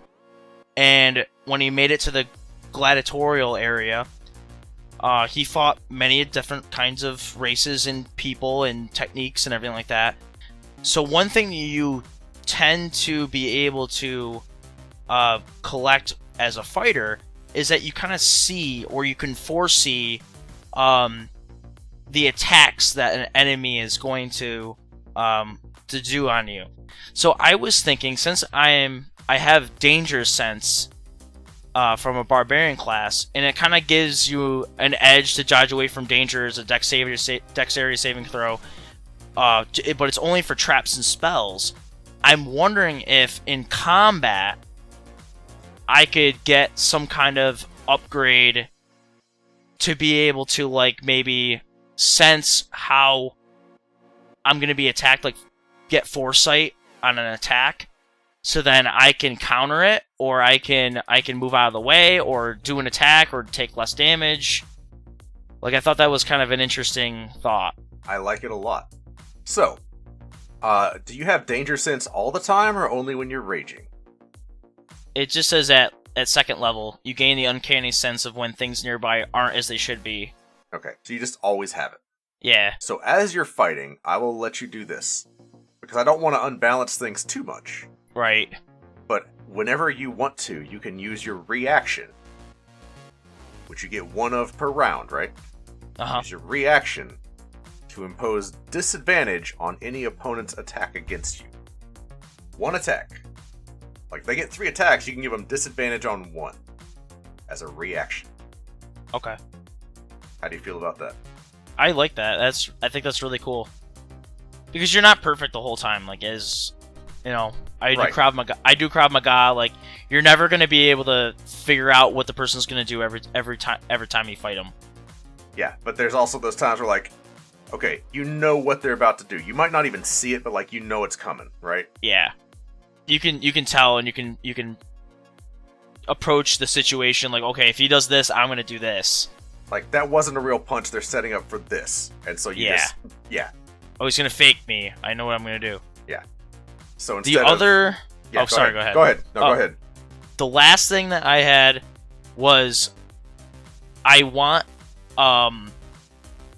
2 finishing moves, and I want them to do at least a decent amount of damage. Like, my one I don't want to release the other finishing move yet, but it does involve a grapple. But the first finishing move I've already done, and like you said earlier, it's the elbow drop. So if I have the situation where I'm at least a certain distance above the ground, and I can do an attack, I think it'd be kind of cool to be able to do additional damage to an enemy. And with this grapple attack that you and I could talk about, Sure. Yeah. after this, like, maybe we could figure out a way to make this work. But I think it'd be kind of cool to have a finishing attack that is specific to armbar. Okay. So I like it. Here's, just off the top of my head, mechanically how I imagine that working. So you make an attack like normal, but you also make a performance check. If if you roll well on the performance, you'll do extra damage, especially if it's like about to kill the person, like where you're about to Knock win 'em the out. fight. Okay. You'll do more damage, and you'll get audience favor out of it. Ooh. Okay. Because you are proficient with performance now. You've been taught how to fight flashy. And like, you've been a gladiator, right? So this is not new to you. You know to fight for like, to make it a show, not just to win. I like that. It kind of makes sense. Alright, let me mark that in my notes, hang on. Okay, so I do have names for these, but I'm not going to reveal them yet. You might do it when you're doing your cutting your promo on the mic, right? Yeah. Did you have anything else before I move on to Marty? That's it. Outstanding. Alright, Marty. Oh boy. You've been patient this whole time. Thank you so much. So you have been training with Armbar for a month. Yeah. You've had, like, the wildest menagerie of shit to train against, right? Oh yeah. What else did you want to do personally? 'Cause I I have some stuff for you, but I want to see if there's anything Right. you want first. Yeah, why don't we go through the stuff you have, and then if it matches up with what I was thinking, then we can go from there. Okay. You have noticed recently that you've been able to call on different versions of yourself to help you in a fight. And that is a recent ability. Early on in the month, like shortly after you agree and are entered into the tournament, days after that, you have basically dreams where it's like you're reliving old fights, and you're living through fights that never happened, and like you're experiencing these fights from different outcomes, different angles, like if things had gone differently, right? And it's like it's real, and when you wake up, you have like a lucid memory of these old fights. And then, about a week into the month, an old woman comes hobbling into basically the middle of your training match. Okay. Rock Song and most of the Bard Rock crew, you recognize her as Jenny Greenteeth. But she is ignoring everyone except for you. Doubletail, she walks up to you. She says, "So, you're Doubletail. Yes, hello. It's so nice to meet you. I've been sent to help you train." By who? That's not important.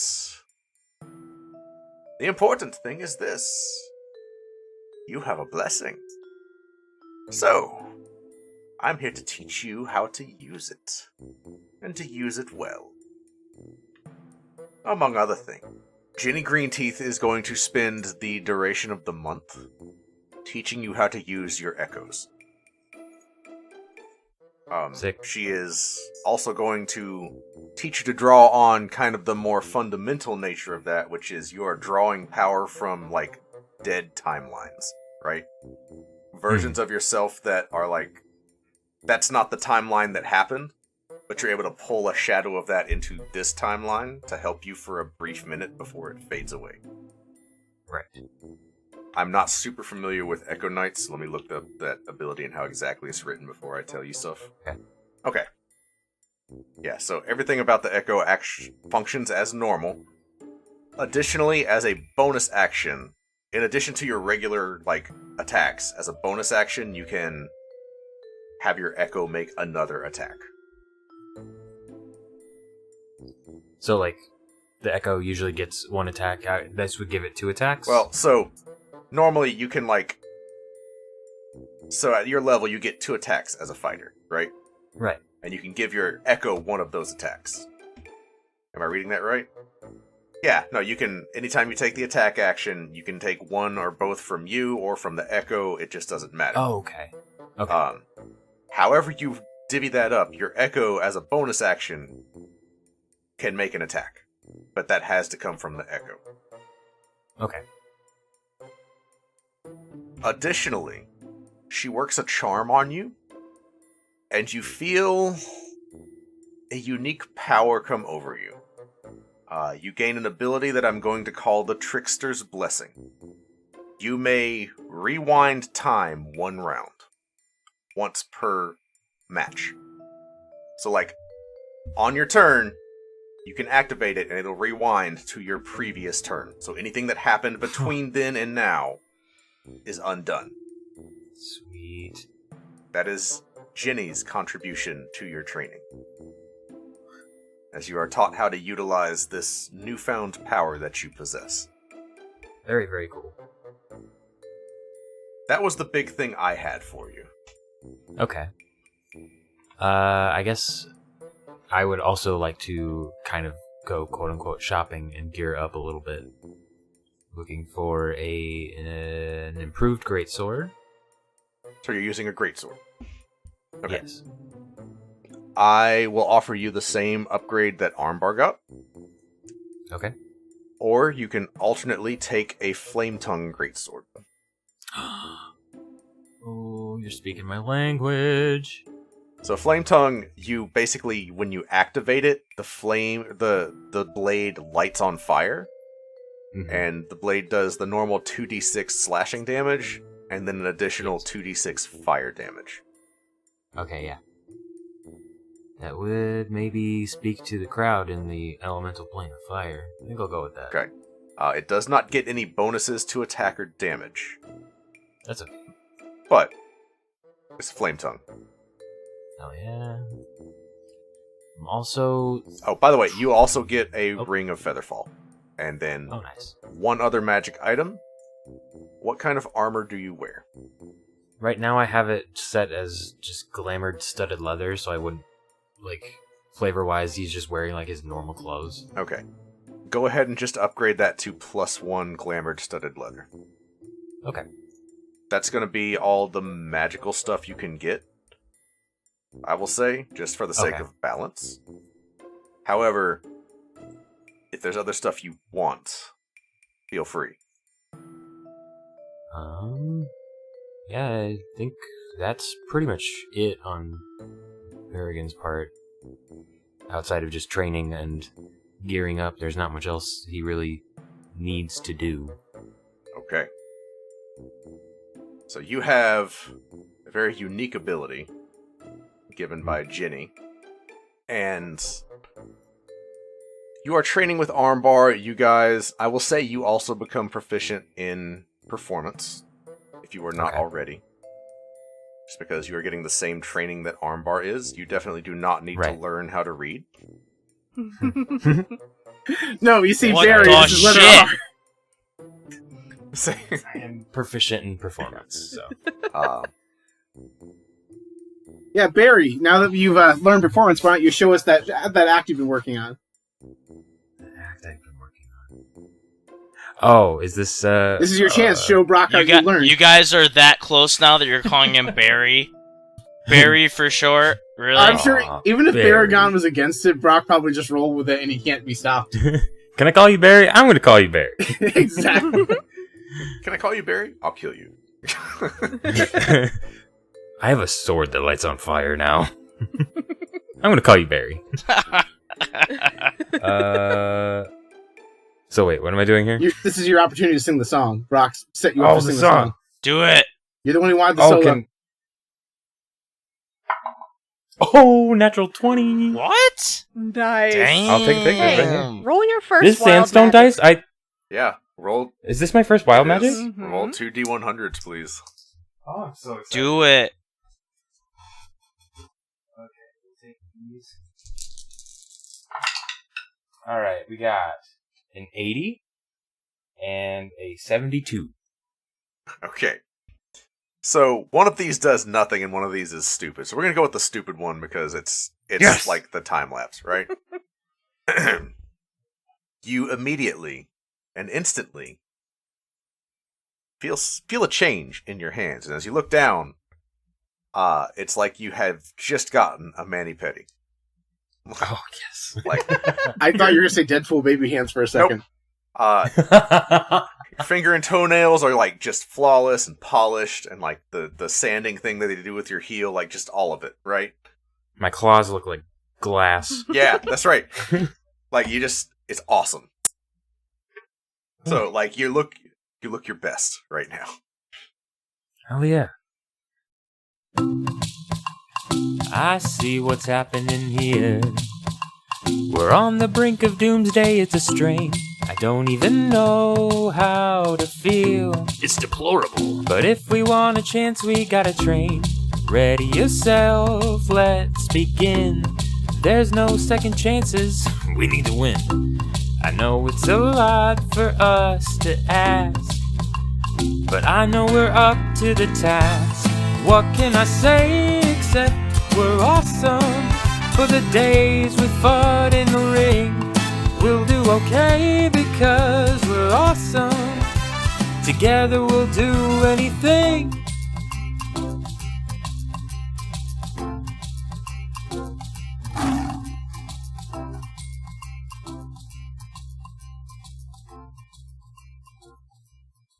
All right, so you finish your wonderful natural 20 solo, which checks out because Marty actually sings and I'm a hack.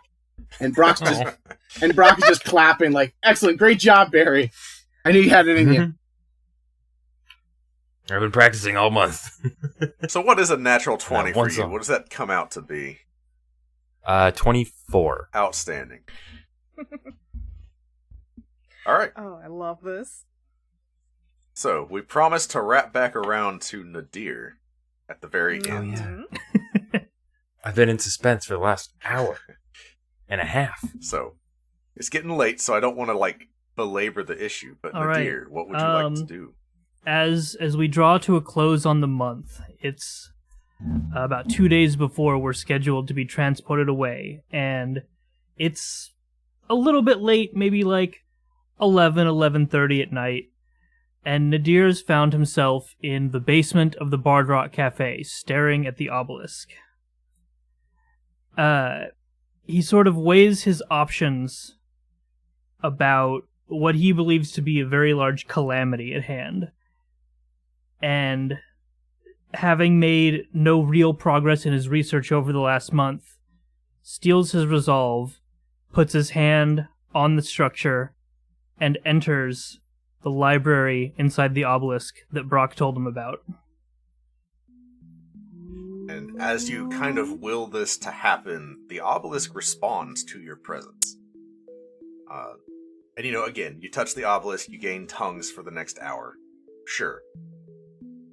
But your world twists and bends in on top of itself.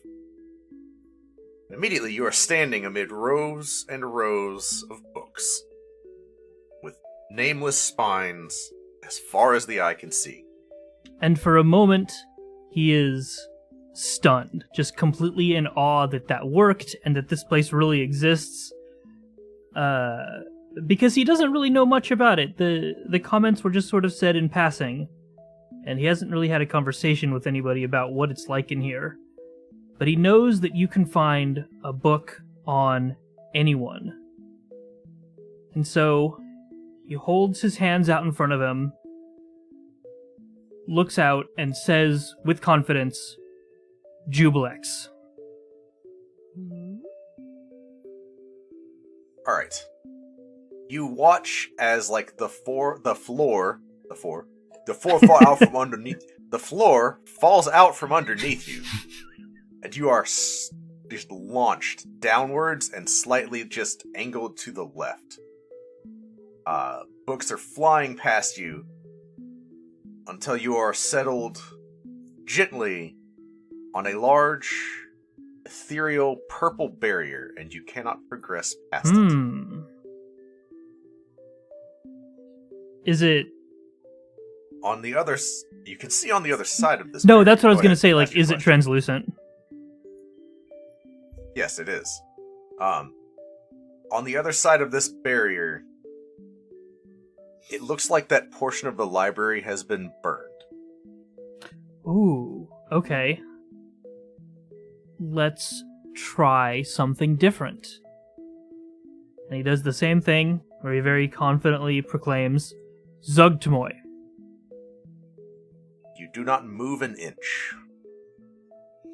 You are already there. Lolth. You are transported less distance this time.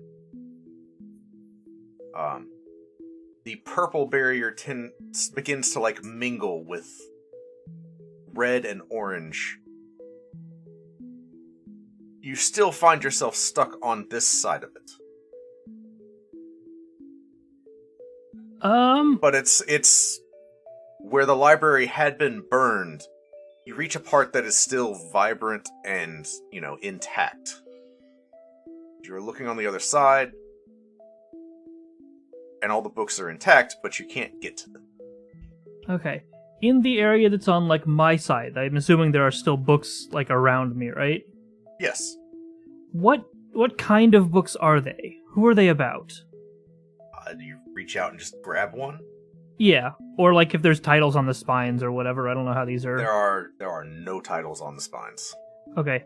Yeah, then he just, like, grabs a random one, sees if he can figure out, like, who it is, if he recognizes the name or anything. Roll a history check for me.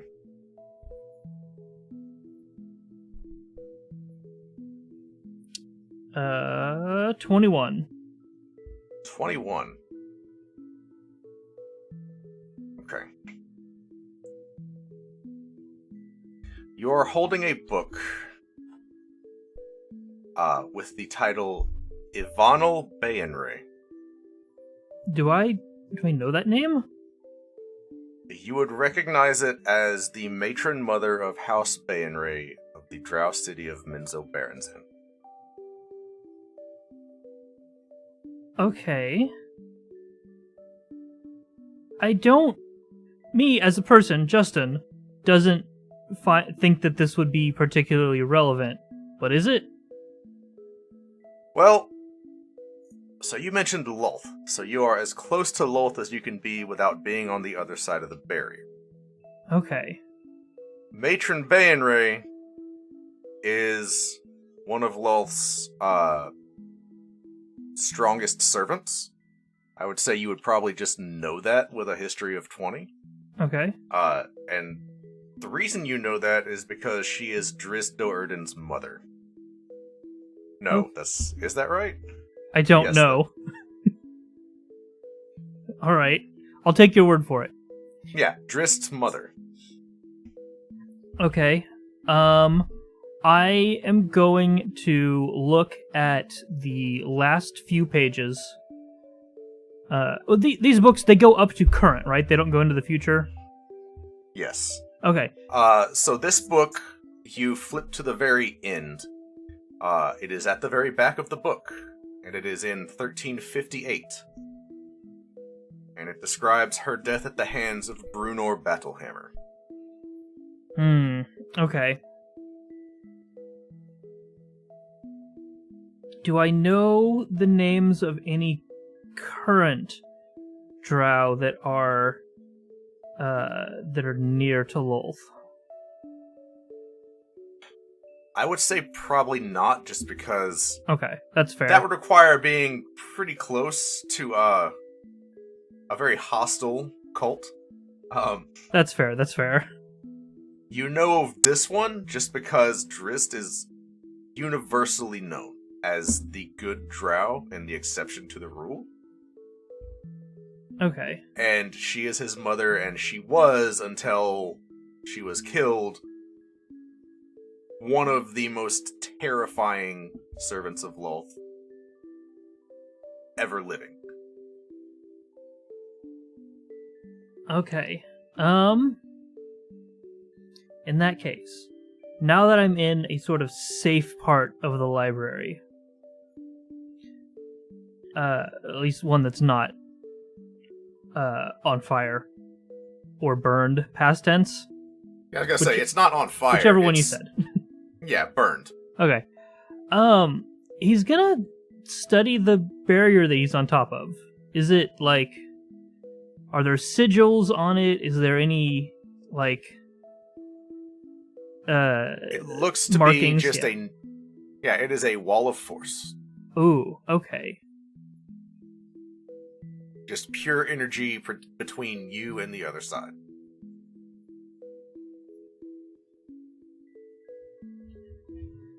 What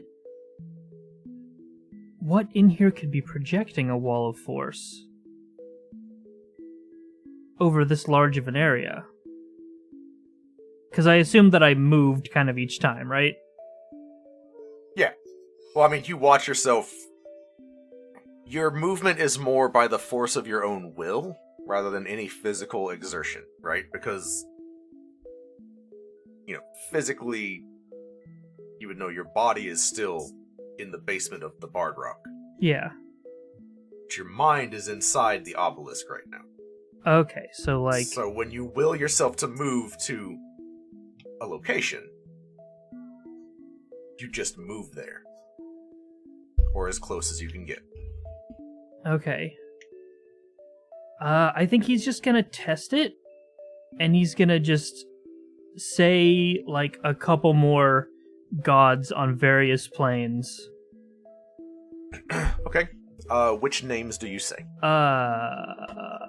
I don't know, because I don't know them off the top of my head.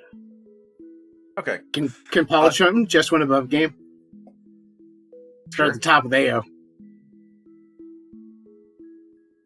I'm going to not try L, because I have a feeling that is blocked off even more heavily. Helm? Cyric? Raven Queen. I'm sure that'll be fun. I could say Raven Queen. That's probably one of the first ones. Okay. So you say Raven Queen. You are weirdly kind of returned to the center of the library, and you move backwards and to the left. And again, run into that wall of force. Okay. This time a hazy gray color. Okay. Let's... Just realize how boring Cyric's book would be. He's sitting in a Yeah. chair. He's sitting in a chair. He's sitting in a chair. Yep.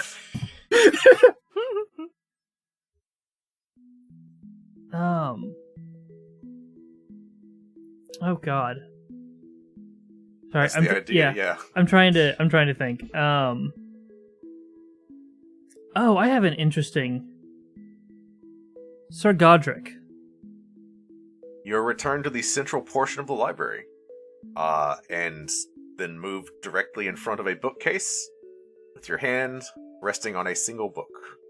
Alright, I want to take that book, and I want to look at, a month-ish ago, and see, does the book describe thoughts? Like, I want to see if there was anything more specific about where, was Zugtmoy still in the abyss when they were trying to break through, or had they been somewhere else? Good call. So, I will give you this, because that's really clever. As you're reading, the sense you get is that Zugtamoy was still in the abyss. She was desperately trying to escape, because the abyss was being destroyed from the bottom up. Oh.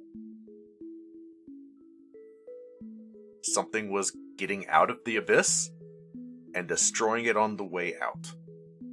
She was desperately trying to get out of the abyss before her chance was gone and she was destroyed, along with Jubilex with her. Okay. Nadir's gonna take a chance and see if he can find books on not only sentient creatures, but unique objects as well. He's going to say Divine Gate. You don't move. Okay, alright. Worth a shot. So something is destroying at least the abyss, possibly other outer planes. You get the feeling that your time is drawing to a close and that you're about to be ejected. You have about one more before you are done. So make it count.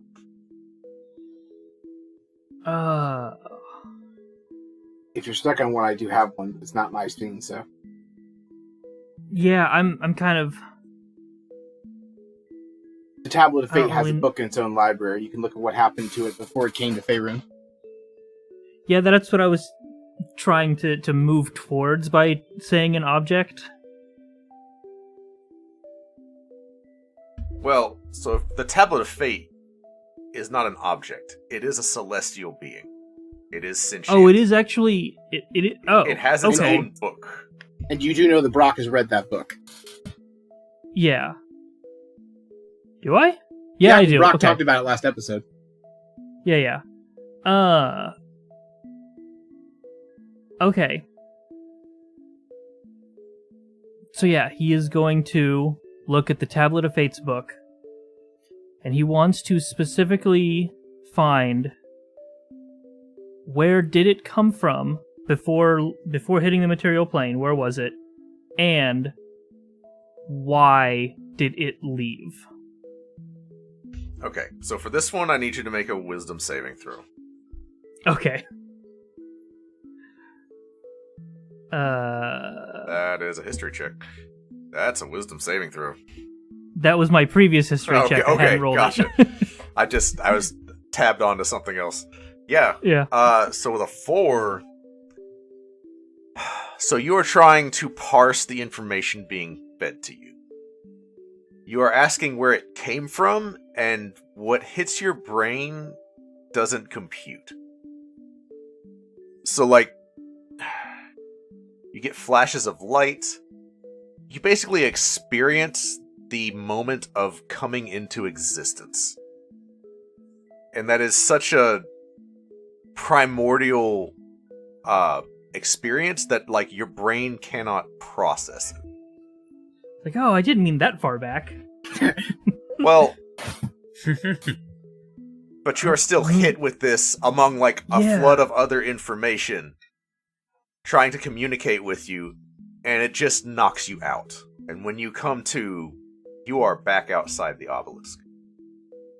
Okay. And you notice it was like kind of daytime when you went into the obelisk. The sun is set at this point, so you've been out for a minute.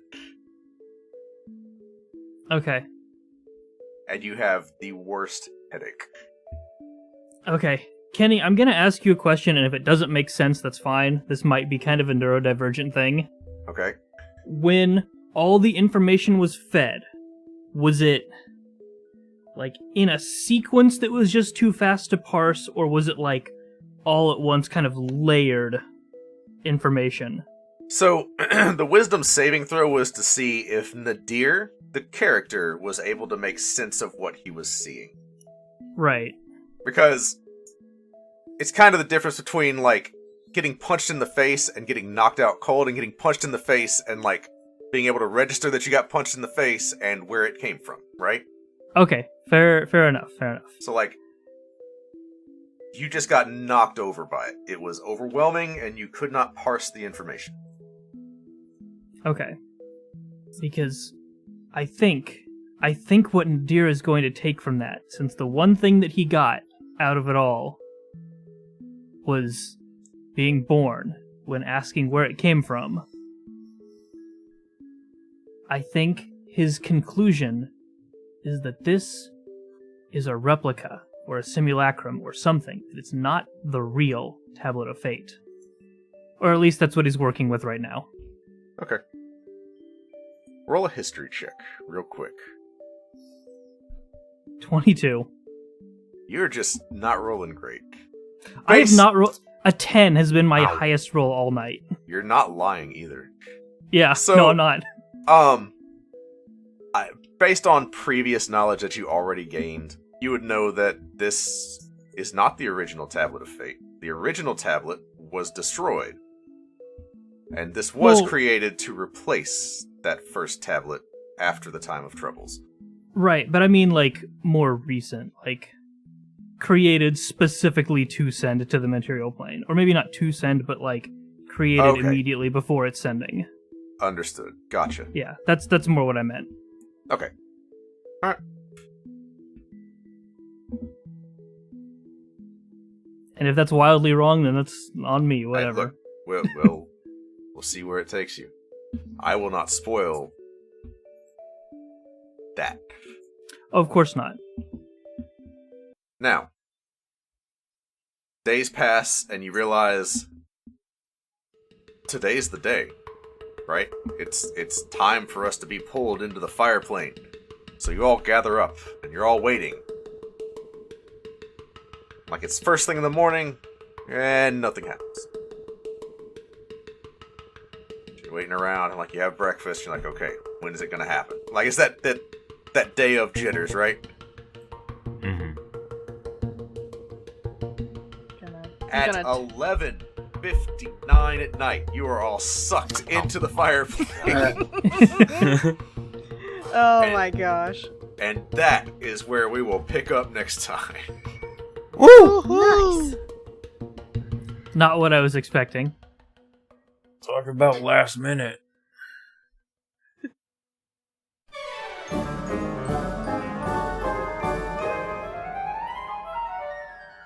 Isn't this basically just the same thing as before?